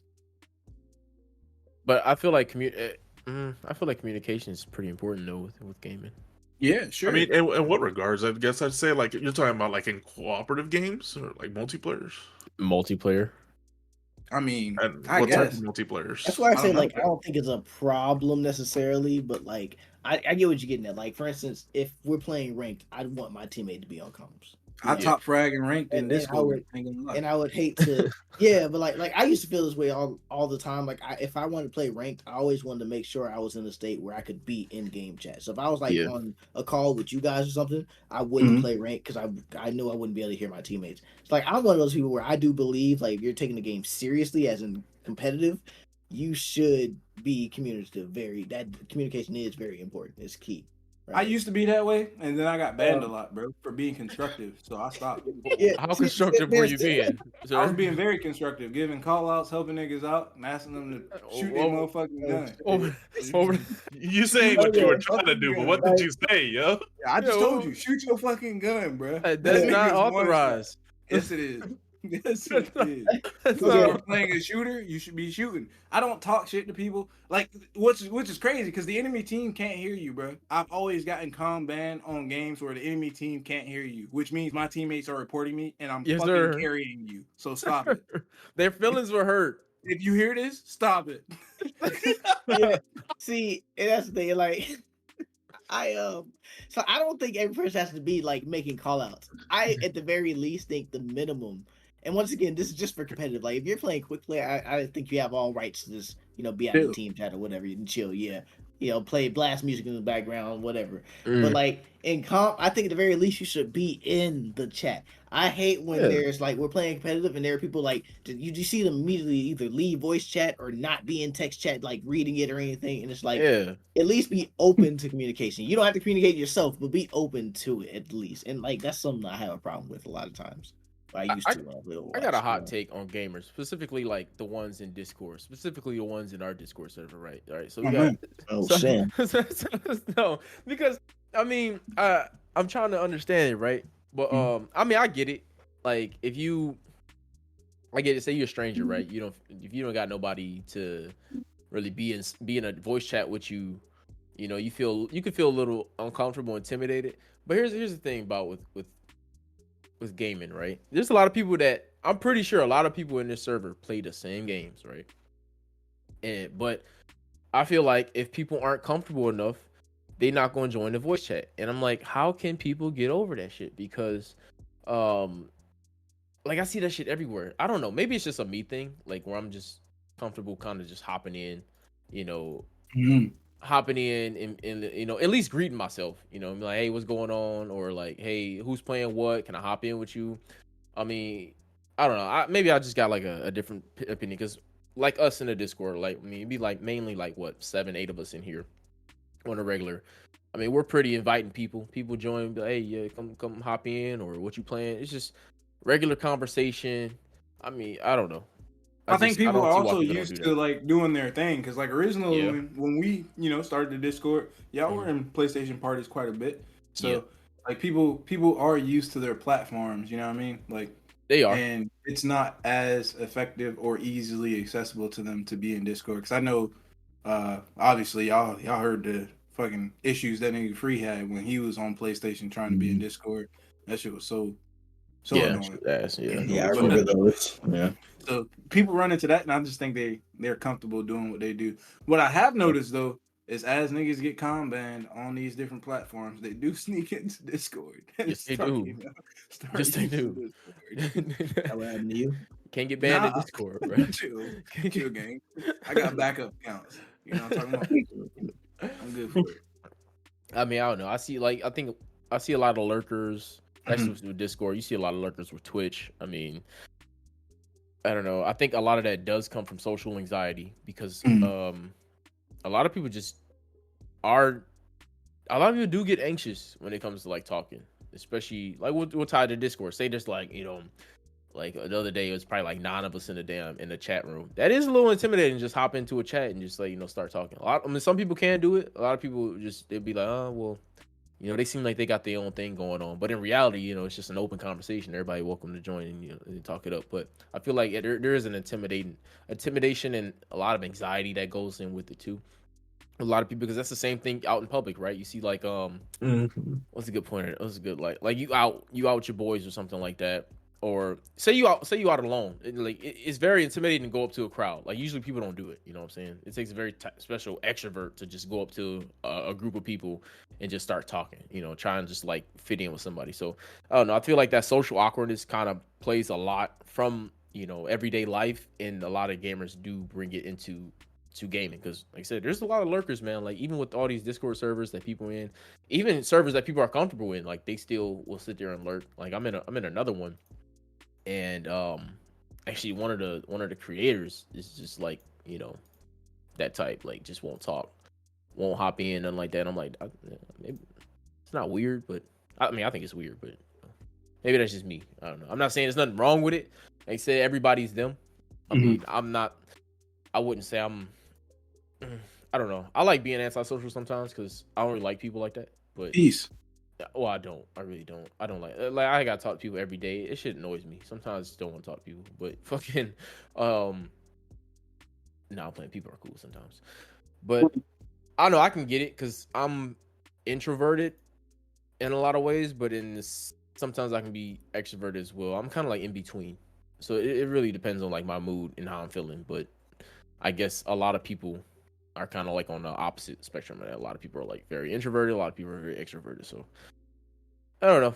That's just my take on it. But as far as when it comes to gaming, and if you're gonna play competitive, I think you got to open up. You got to communicate because communication wins games. Probably the team that's communicating will have the advantage over a team that's not communicating. And so that's one thing. And then two, I mean, you meet more people and connect with more people when you just socialize. And I can take it back to Discord, like probably shit. I don't know a lot of the niggas personally, but shit, a lot of them cool as shit. I wouldn't have known that if I was just staying off the chat and not trying to join up. You know what I'm saying? I mean, some things you just gotta jump into, but that's me. That's my take. I should have. It's big risk for a lot of people. I think like. But is it though? It's online. Yeah. It ain't even no negative to it. Like maybe not, but that's not what you're thinking at the moment. It ain't. Like, because I'm thinking about our own. There are a couple people who like join that channel daily now, who used to never be there unless a certain somebody was there, or would rarely ever speak or join. That's very true. And it is like breaking that habit of being out of joining in. And also, like, just breaking that barrier of actually being comfortable in here and wanting to return and whatnot, That's very true. It's like in terms of voice channels, yeah, because like it happens a lot, like Rain said, was staying in the PlayStation 1 versus coming to here and that was like we were still talking to the same people. It was just out of comfort of like, joining on my convenience. Exactly. It wasn't even like an anxiety or talking thing. It was just like convenience. Convenience is fun. Yeah, that's it. So like, well, it's not just. Yeah. I mean, like in terms of like getting people active in Discord, I think like you kind of need to give them a reason, you know? Yeah, you do.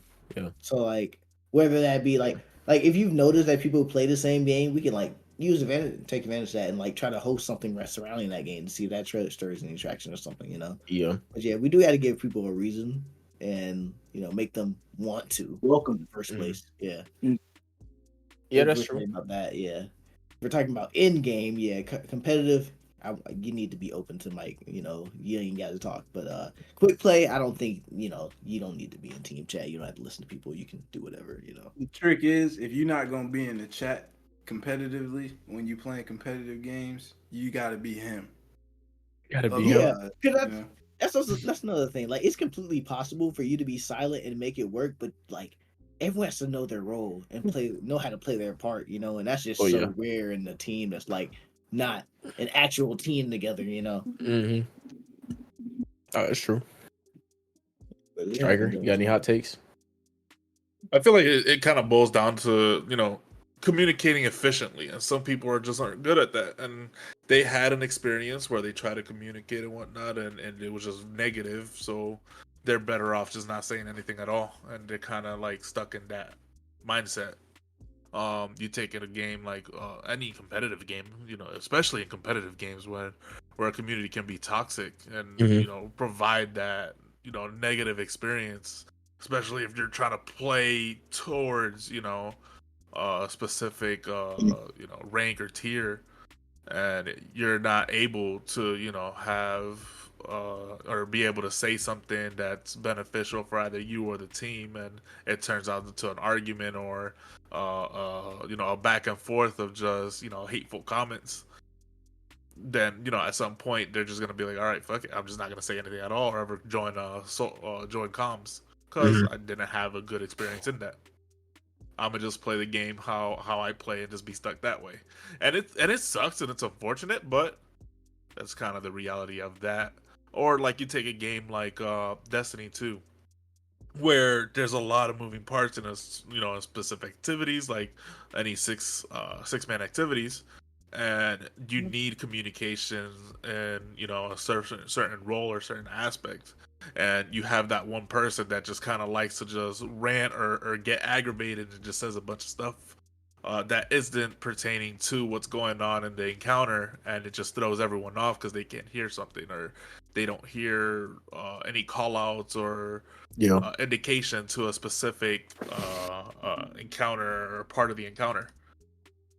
Once again, they're presented a negative experience. Yeah, I feel for those people for sure, especially the ones that hop in and get flamed or whatever for no reason, or just for even if you just genuinely losing or suck, you don't deserve to get flamed for it for real. It's just a video game at the end of the day, right? You're not professionals anyway. But at the same time, I kind of disagree that should be a reason why people give up, because I think it's terrible for you to let that one bad experience be a judge for how all future experiences could go and just immediately shutting yourself off. Like I hate it when I see that teammate that instantly leaves voice channel or just never bothers to join, and they're probably intimidated or scared because there's something that happened to them in the past, and I'm sorry for that, but like to think that that's going to happen again and to completely shut everything off as a shield to that, I don't think that's like should be the solution, or at least I don't think that's the most mature solution, right? It's a solution, right? So like I don't like people using that for future cases, and if things like the arguments or whatever, if you're bold enough to argue with a stranger online, you're mature enough to get over it, bro. For real. Or just go find another team, because you don't have to stick there, right? You can go find another team D2. If you leave that one and go find another one, Fire Team Finder, if that's the case, right? And if it's your friends, hey, it's probably how y'all talk to each other anyway. Like we know ain't no 100%. Secret here. That shit sound like something we'd say. You probably plucked that out of like our voice chat for real. I feel like you're retelling the story, to be honest.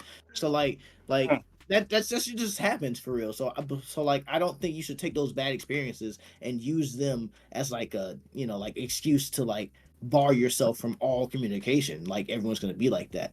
And another point that I thought of was the once again feeling welcome, because something I remember I used to do when I used to play ranked, right?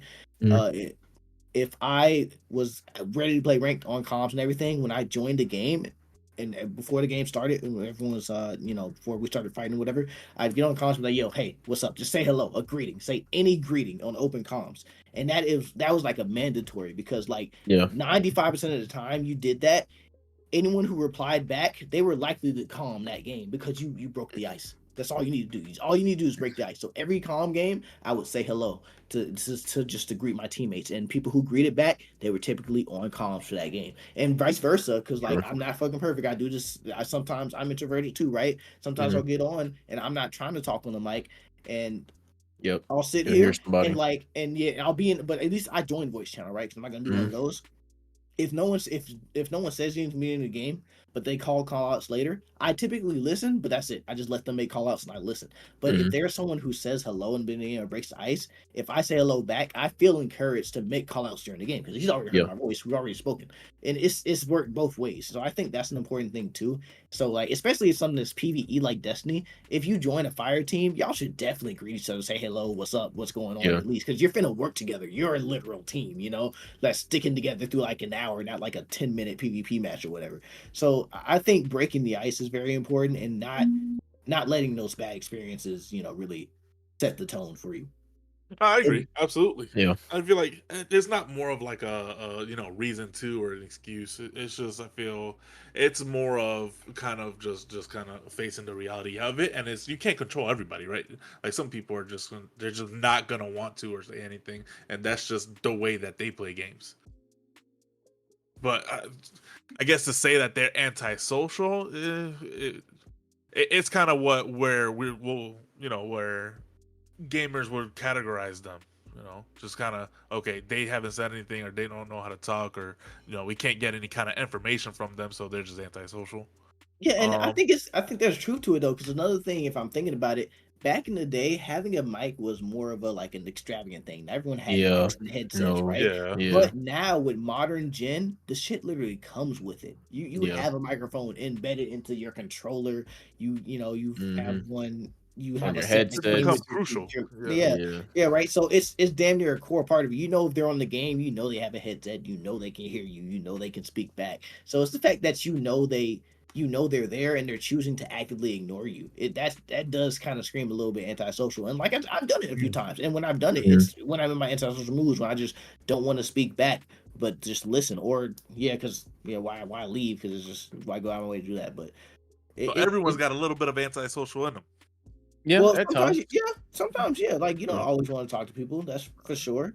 Rain did earlier. I think I think that's okay. I just think there's places and times, right? Like if it's quick play, it's perfectly okay. If it's Destiny and you know how to play your role and you don't need to actively say words, communicate, it is a-okay. You don't need to say anything. It's only in crucial roles or at crucial times that I feel like it's necessary to break out of that bubble. And I think breaking out of the bubble betters the person at the end of the day, because you get to make new friends, you get to fucking have new experiences, get out, talk, socialize, because gaming can be a social thing, and humans are social creatures. We're social creatures. We need to socialize. Why do you think solitary confinement is a punishment? You know what I mean? Facts. Getting on, talking to people, having a little fun time. If you don't even see that person again, if that's the only time you ever see him in that one game, right? Cute, or that one fire team. You just had a good little conversation. Hey, I remember Ghost from that one day, not our Ghost, but the one that joined that fire team finder, Rain. Remember, I still remember that guy, and then he joined Discord. I haven't spoken to him since or nothing, but no, he didn't join the Discord. But he sent me a friend request and everything. Yeah, I have a positive, mental image of that guy just off that one interaction because he was cool and we just ran that Pantheon together, right? It's stuff like that, little things that you could be missing out on by just not willing to take that step. And once you take that step for the first couple of times, it gets a lot easier. You could keep going.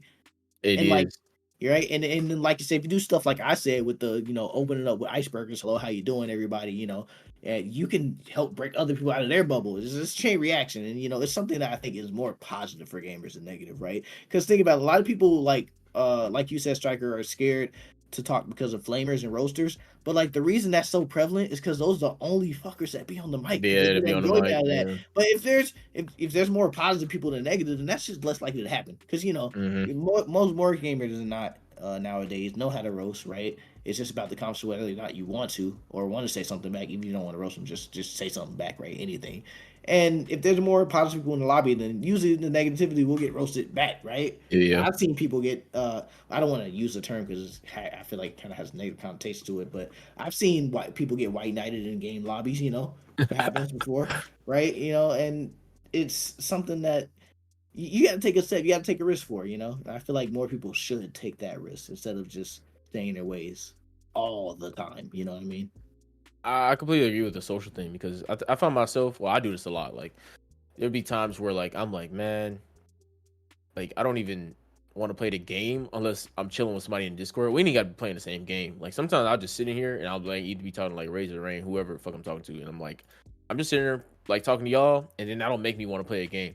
It can be like I'm playing like something like single player, like Assassin's Creed or some shit. I'll be like, okay, well, I got people to talk to while I play this. Sometimes I get turned off from playing a game just because I don't have nobody to talk to in the Discord, and I don't know, maybe that's just like I don't know what that is about me, but I notice I do that a lot, and especially like with multiplayer games.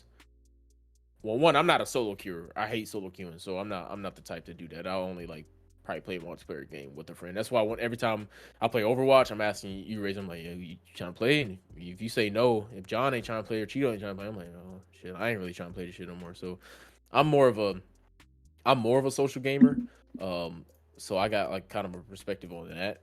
But then, like you said about the comfort thing too, like even with there's been people in our server that like that's what I can get it on both sides because there's been people in our server that I wouldn't, just join the voice channel, by myself without, one of y'all here if y'all connected to him because I'm like, well, I don't really know him, so I get that. But then kind of like shying away from that. Now there's plenty of people like I take y'all for instance, right? Because y'all is y'all boy, so I would only literally talk to y'all if y'all were around. But like now that I'm talking to him, now that I got to know him, shit, I'll fucking be in. It can just be me and y'all and this bitch.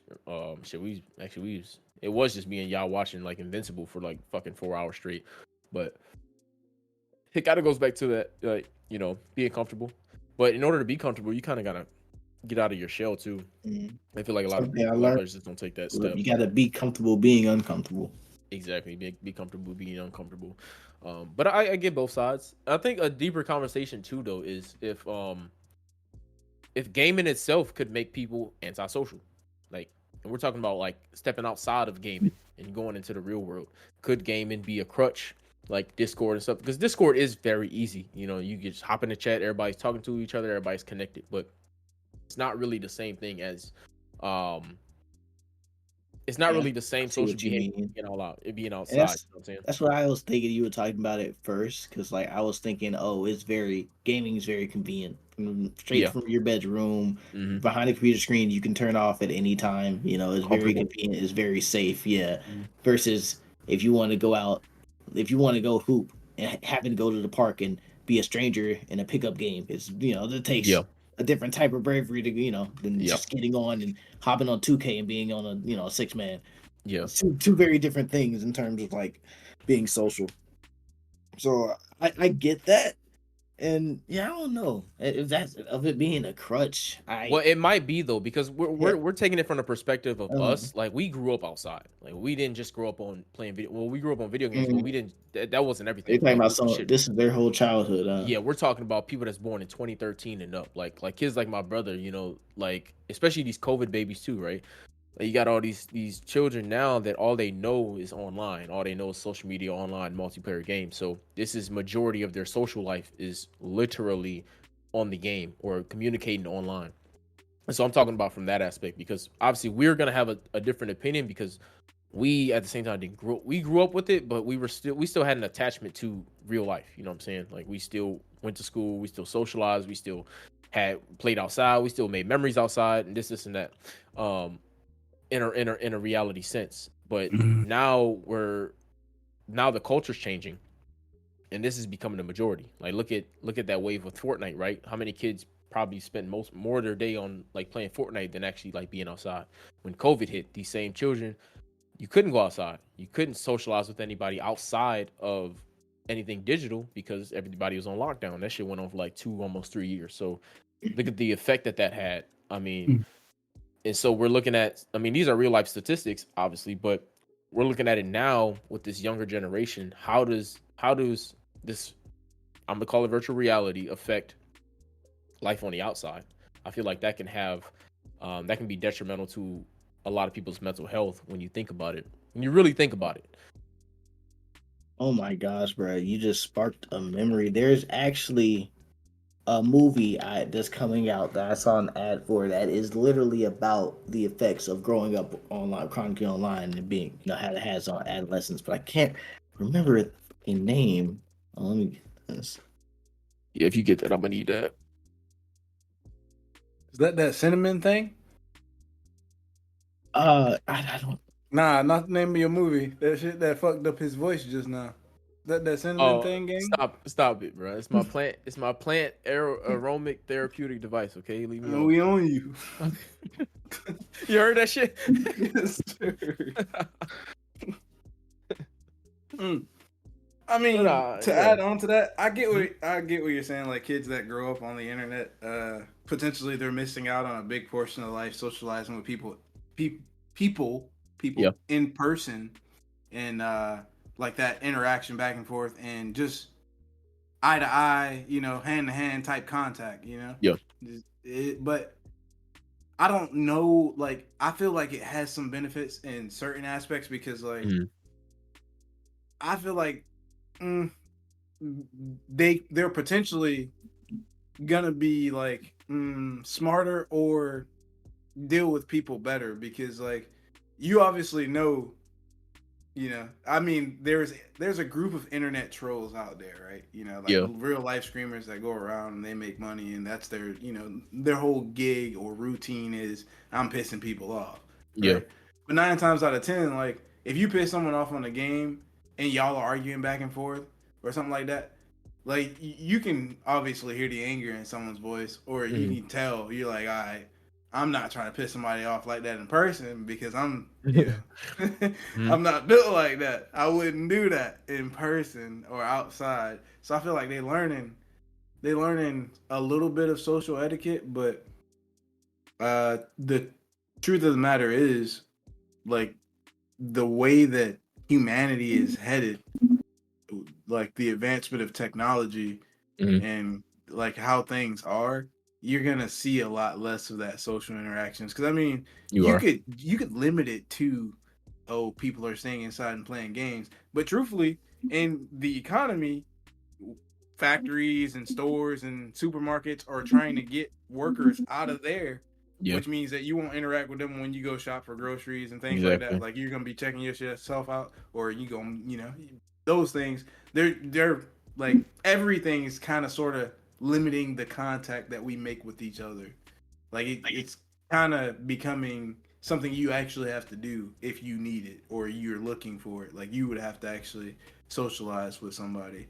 Like if personally, I'm not a shut-in at all. I'm a gamer for sure. I go outside. I don't talk to niggas, bro. Like I don't go out my way to speak to anybody. But when people speak to me, I do speak back. Speak back, yeah. That's that. I think that's what it comes down to. But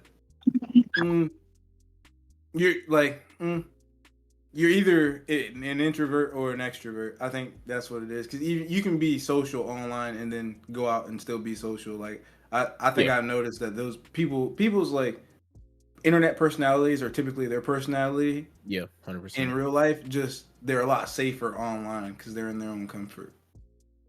That is true.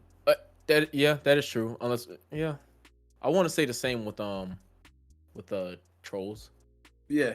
But at the same time, I want to say that maybe they're probably assholes. For sure. Yeah, they're probably assholes for sure, but they definitely don't have that confidence to do that shit in real life. I'll tell you that right now. Well, they're definitely some form of bullies, though, 100%. Yeah, absolutely. It only amplifies online because you get obviously more confidence online.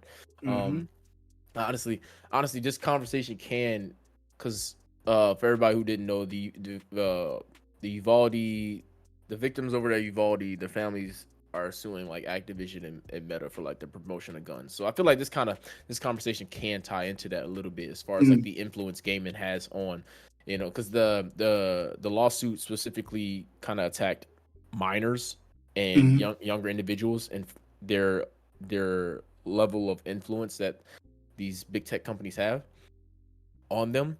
And so I don't know how I'm feeling about that conversation because I feel like we're doing a whole nother loop around with the whole violence and whole like, video games are responsible for violence, shit like that, like the shit that picked up in the 90s heavily.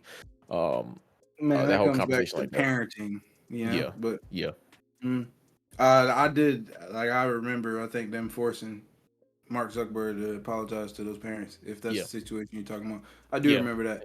But yeah, there were a lot of things like cyberbullying, involved in that. Like, well, that's the thing too, though. Like all this, that's what I said about the mental health. Everything's like increased by like the thousands of percentage because you got so much confidence online because it's so easy. If I wanted to, I can tell him over kill himself with no remorses. One, I'm not having to physically see you, so I'm just typing words. It's just black and white for me. But for you, you're reading that shit. You're like, damn, like a kid, especially a kid, they're reading that shit. They're just being like, oh god, look at already having a bad day. Push them over the edge. Push them over the edge. And now it takes nothing to get a mob on your ass. Like you can get online, get attacked by 100 people on Twitter at the same time, just blowing your notifications up.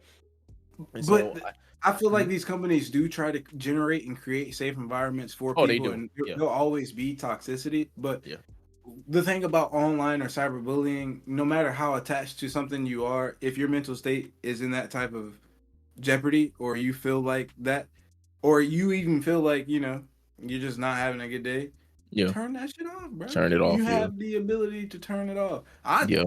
Like prior to these last couple weeks, nigga, Wednesdays was no tech day. I would get off work, take my dog out, come back home, and not turn shit on, lay in the bed, and sleep. Yeah. Yeah. Just a break from it. Yeah. Because you do need a break from this shit, man. I'm not gonna lie to you. Like all this shit gets overwhelming, especially like we're all not big on social media, but especially like you think the average population is really very big on social media, constantly just seeing everything that's quote unquote better than the version you are, right? So that can take a drain on you as well. And so I don't know. That's why I see this whole suing Activision for promotion of guns. That's a little skeptical for me as well because it's like it's a mature rated game. Just don't buy your kids the game. It's they gotta buy it somehow. It's not like they just fucking torrent the parents that buy GTA unknowingly. Exactly, buying GTA, you're buying COD. I mean, it's got a rating on it for a reason. But at the same time, it's like you can't just limit that shit to video games. It's what they're watching. It's the family members they're hanging around. It's the fucking conversations that the parents are having in front of them. It's the shit they're seeing at school. Like you're not gonna stop it. This is the United States of America. You're not going to stop every negative influence that comes into your child's life. But what you can do to mitigate a lot of that influence is be a good parent. You can, because I grew up playing the same games that they suing these families over. I didn't want to go to no school and shoot nobody up. Nope. But at the same time, we can connect it back to our conversation, right? It is imperative for a child's mental health during their development process for their brain to socialize. Having proper socialization skills implemented in you during those early stages of life is very critical to how you're going to basically fit in with society. Because now if you've been, and a lot of parents do this shit, they isolate their kids, they try to shelter their kids from the world, and they try to hide them from everything and just treat them like they're just this little soft, cushy, little plush thing. It fucks them up in the long run because now this child doesn't know how to socialize with people. It's going to be viewed as awkward. Bullies are real. A motherfucker will make fun of you. They will make fun of your ass for no reason. They'll find there's always a reason somebody make fun of you. So if you're already outcasted, that's not helping you. And so a lot of times people get bullied. I'm not saying it's right? But it's reality. A lot of times people get bullied because they're fucking different. A lot of times people are different because they're antisocial. We live in a world full of social beings. So being antisocial will get you ridiculed. Like I said, I'm not saying the shit's right, but it happens, And a lot of times that can come from, because I've seen it, parents sitting up here sheltering their child from the world, not wanting them to go outside, not wanting them to socialize with other kids because they're afraid, they might, those kids have germs, they might get sick, this and that. Just being totally overprotective, But at the same time, flip it to the other side, letting your kid do whatever the fuck they want to do, letting your kid run the household, letting your kid, buying your kid whatever, not monitoring your kid.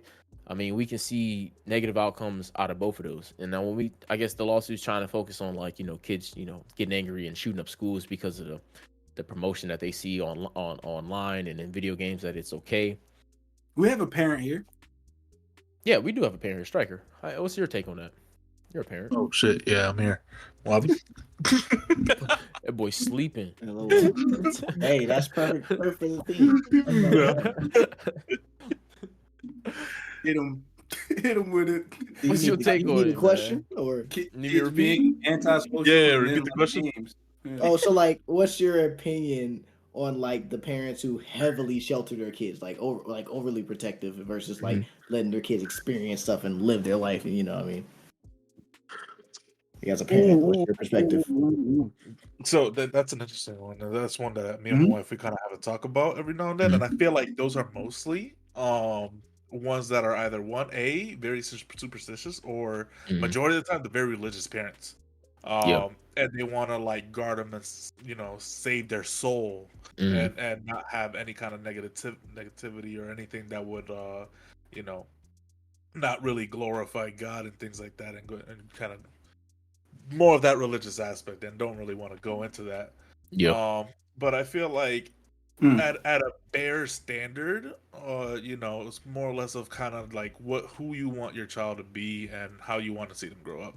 If you're a type of person where, and there's some of this in some family members where all you're about is trying to get money, living your best life and doing anything you can to achieve that by any means, and what you're doing is negative, and it puts you in jail from time to time, time and time again, that's the shit your kids are gonna see.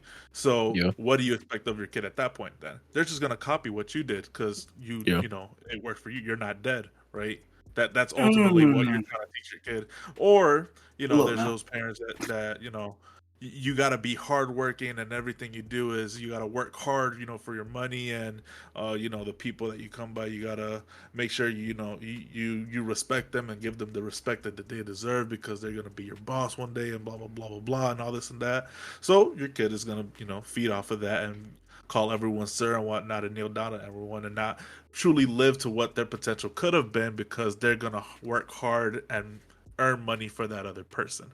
So like at the end of the day, it's kind of like who you want your child to be. So, and that was a lot, along those lines, I want to definitely show my kid, what a life that he can live without having to overexert himself or overstress himself, and also being someone that he can, who can be respected, not be belittled in any kind of way and take shit from other people and be stepped all over, and pushed around and whatnot, learning how to stand up for yourself, but at the same time not being overly aggressive or having to fight or attack everybody for any and every little thing that's said, kind of choosing and learning to pick your battles. There's a lot to it, and it's more than just teaching the right things, teaching your kids the right things, and knowing what to and not to show them and whatnot. Sometimes you gotta let them fuck up. Honestly, and that's the way they're gonna learn. Like my kid, you want to watch scary stuff? Right, go ahead, watch it. You're struggling to sleep at night. Wonder why? This is why you shouldn't do it. And it's so much more of being a parent and teaching them those lessons that they learned and those experiences they went through, and kind of help them understand that. With that, just because you see your mom and dad, or mom or dad, go in and out of prison, though, don't mean you're gonna follow that lifestyle. There's another side to that too. You could see your supposed role models doing wrong and want to be exactly what they aren't. That thrives some people too. I will add that on there. It does. I think the majority, though, I think you're a product of your environment. I actually did a essay at it. It's one of the few essays I remember in college. What does that mean, though? I think it means what's your environment, because you can you can move environments. You can, but say like kids in the projects, right? Kids in the projects, I mean, you see it. Kids in the projects more likely to grow up, get arrested, commit crimes, be unsuccessful, and that is a statistic, but that's not that's not the narrative. I just feel like it's not the narrative at all, but it's a statistic. System highlights, and that's what media highlights. That's what they portray. They don't show you the successes. No, how many niggas you hear about coming out the hood? They don't tell you about them. No, they don't. No, it's definitely true. Like I agree with that. Product of environment. Like I get what you mean by that, and it's so the environment can be described by like your family members you live around and hang around, your friends that you hang around, your school system, how it is, your literal neighborhood, how that is, like your local stores and stuff, how the state of them are, and like just how people around you act, because you do adopt like the characteristics of the shit around you. You really do. Like you are like, you should want your friends to be the best version of themselves because you are your friends type shit. I can look at your friends and tell you what kind of person you are because you hang with them, so you have to have something in common, right? Yeah. So you are a product of your environment, as in like the stuff. So like it can also be positive, right? Like you can put yourself in better environments. If your friends ain't shit, you can go find better friends who are better people. If your neighborhood's bad, you can move out or just don't hang out around there. If your family, like you said, family members doing negative things, you can learn from their mistakes and do better. So even if, and it is harder, right? Like obviously not everybody's gonna take it that way, but regardless, like the person you are today is a product of your environment and how you reacted to it. Yeah. You know what I mean? So like you are definitely a product of your environment and how it changed you, but it was your choice of whether it affects you positively or negatively. You know what I'm saying? So it can go both ways. But I do agree with that. You are a product of your environment. You know what I mean? Yeah. Like look at how much we cuss and we all went the same place, Is that a coincidence? No. Yeah, no. Like I think about it, I don't think I cussed nearly as much before I joined, bro. I really don't. But now it's like it's just normal, it's natural. Yeah. Mm-hmm. You're a product of your environment. Yeah, I mean it's definitely a factor. But Brand, I see what you're saying too. Like there are a lot of cases where you can switch your environment. Yeah, you can definitely do that. Yeah, I mean, I get you're a product of your environment, but yeah. Mm. Well, I think that's more so in the sense of like if we're talking about the statistic, right? Which statistics are reality. There's a lot of cases where there's little studies on the stuff. Like we see it all the time. We all from the fucking hood. We see it all the time. Like people that we hung out with in high school or people that we knew in high school, they still doing the same shit. Like growing up in that same environment, you realize that, okay, a lot of us are going to stay here. But then again, like we're all friends for a reason, right? We kind of all think the same.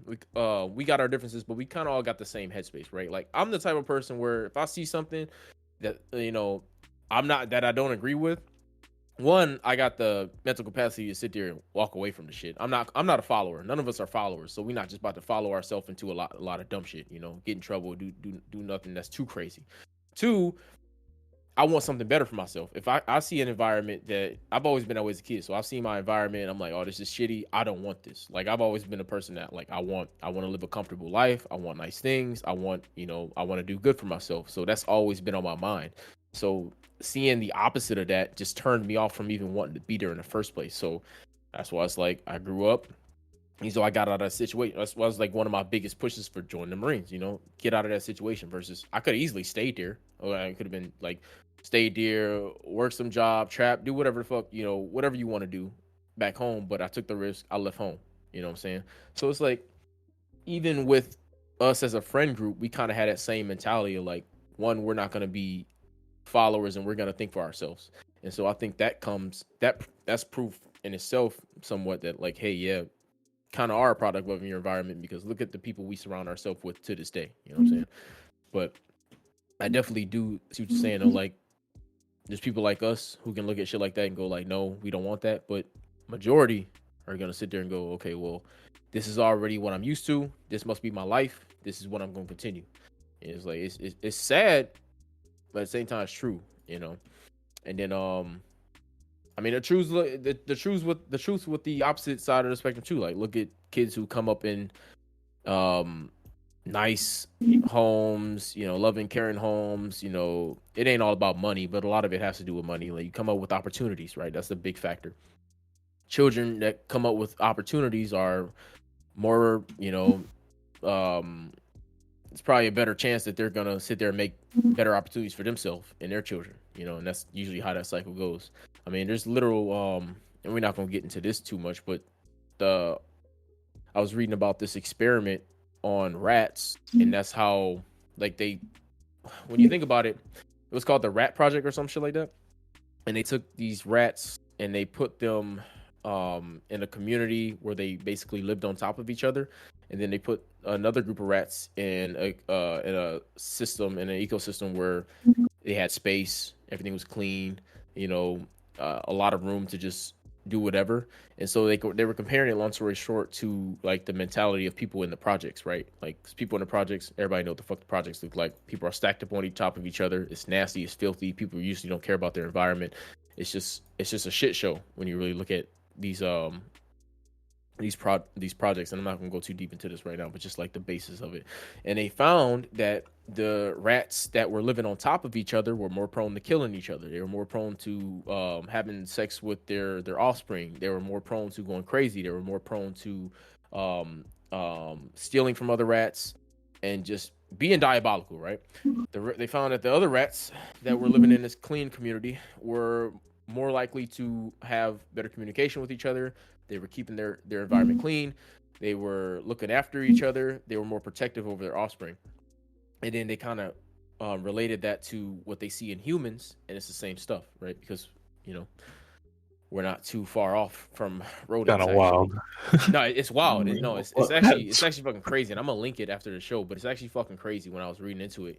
And then it's no coincidence that the fucking projects are called the fucking projects, and you see the same characteristics in these rats that they experimented on in the 40s with humans, and predominantly minorities. Obviously, it was predominantly minorities living in these projects. And what happens with their environment? They sit there, and usually they stay in that area. That's why I say you're pretty much a product of your environment, because they grow up, they see all this stuff that's going on around them. They see all these the crime, the poverty, the drama, the violence and all this shit, and they grow into that. It makes them angry, and they stay in that environment. Typically they stay in that type of that community and that environment, and they add on to it, versus people you see that come up in communities that are clean and with a lot of opportunities. They tend to grow up and create more opportunities for themselves and live a better lifestyle, not something that's as harsh, and so I don't know, it's like damn, I had a thought to put on top of that. But we see it a lot in humans, like I was driving through patrol the other day, and fucking it was funny. We saw this dude come out. No shit, the trash can is literally like 10 feet away from him, but what he does, he takes his fucking shit, he just throws it on the ground. He looked at us, he said, "What, bro? It's the projects." I'm like, yeah, you fucking right, it's the projects. But that's that mentality. It's like, this is still your home, but instead of taking care of it, it's fuck it, I'm gonna destroy it, I'm gonna keep destroying it. I don't care about it because that's what I see anyway. So it's like it's a lot of psychology that goes behind it, and it's actually very fascinating. But yeah, there were actual like projects that they did on rodents about this same experiment that humans live through day to day today. And it was just, I thought it was pretty fucking fascinating. But yeah, that conversation can lead into we kind of got off gaming a little bit, but that can lead very deep into something else. But yeah, y'all got any save rounds? I found the video. Found a video of the Dark Souls? Was that you playing it? No, that wasn't me playing it, but I found the guy. Oh my and goodness. like I said, it was at the very beginning of the game. Because something was off when he was saying a boss that turns into like an octopus and what. I didn't Yeah, that's Dark Souls. Oh, That's nigga, Dark Souls 3, bro. That's what this is like, is this Dark Souls 2? No, that's 1. Yeah, 2. That's what you're talking about. This is Dark What Souls. you talking about? And this guy, hold on. Let me send another clip. Oh fuck! This shit came out in like 2008. This guy, lo and behold, Yeah, that should look old. old as hell. What were you talking about? You said you played DS3. He was restarted. That the game punishes you even if you do it on accident, because he's gonna repeatedly, continuously continue to fuck you up. He's placed right in front of a bonfire. Rain gave you a solution. Nah, that's not a solution. You just said that he didn't have nothing. Yeah, look where he's at. Look at where he's at. You said you didn't have nothing, didn't you? I had nothing. Okay, so then you could have restarted. What are we talking about? Bro, you telling me you can't run around him at that distance? He's not on your ass. I actually did try at one point, and I thought I was safe. There's an area that you can kind of run to and go to like a cemetery. And I was like, all right, cool, I'm safe here. Nah, this guy holds a grudge and followed me all the way over there. Keep going. Just one taps me. Probably because there's a quest over there, and like there's a cleric over there too that he's looking for, that he talks to you about, nigga.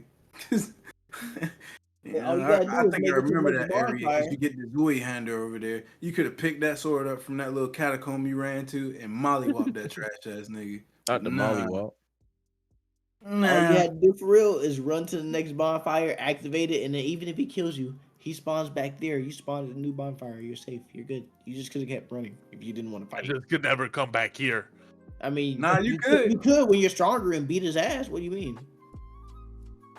You just gonna let him push you over, step all over you like that? Besides, if he's like a quest important NPC, he probably moves anyway. NPC. Damn. Should I get a double cheeseburger? Hey, fair enough, gang. Should you get a double cheeseburger? No, you shouldn't. Thanks. You should cook a grilled cheese. Hey, you know what? I do got cheese. Let me cook a grilled cheese. Yeah, I'm gonna stand on that for a little minute. Cause what's up with you and grilled cheeses lately?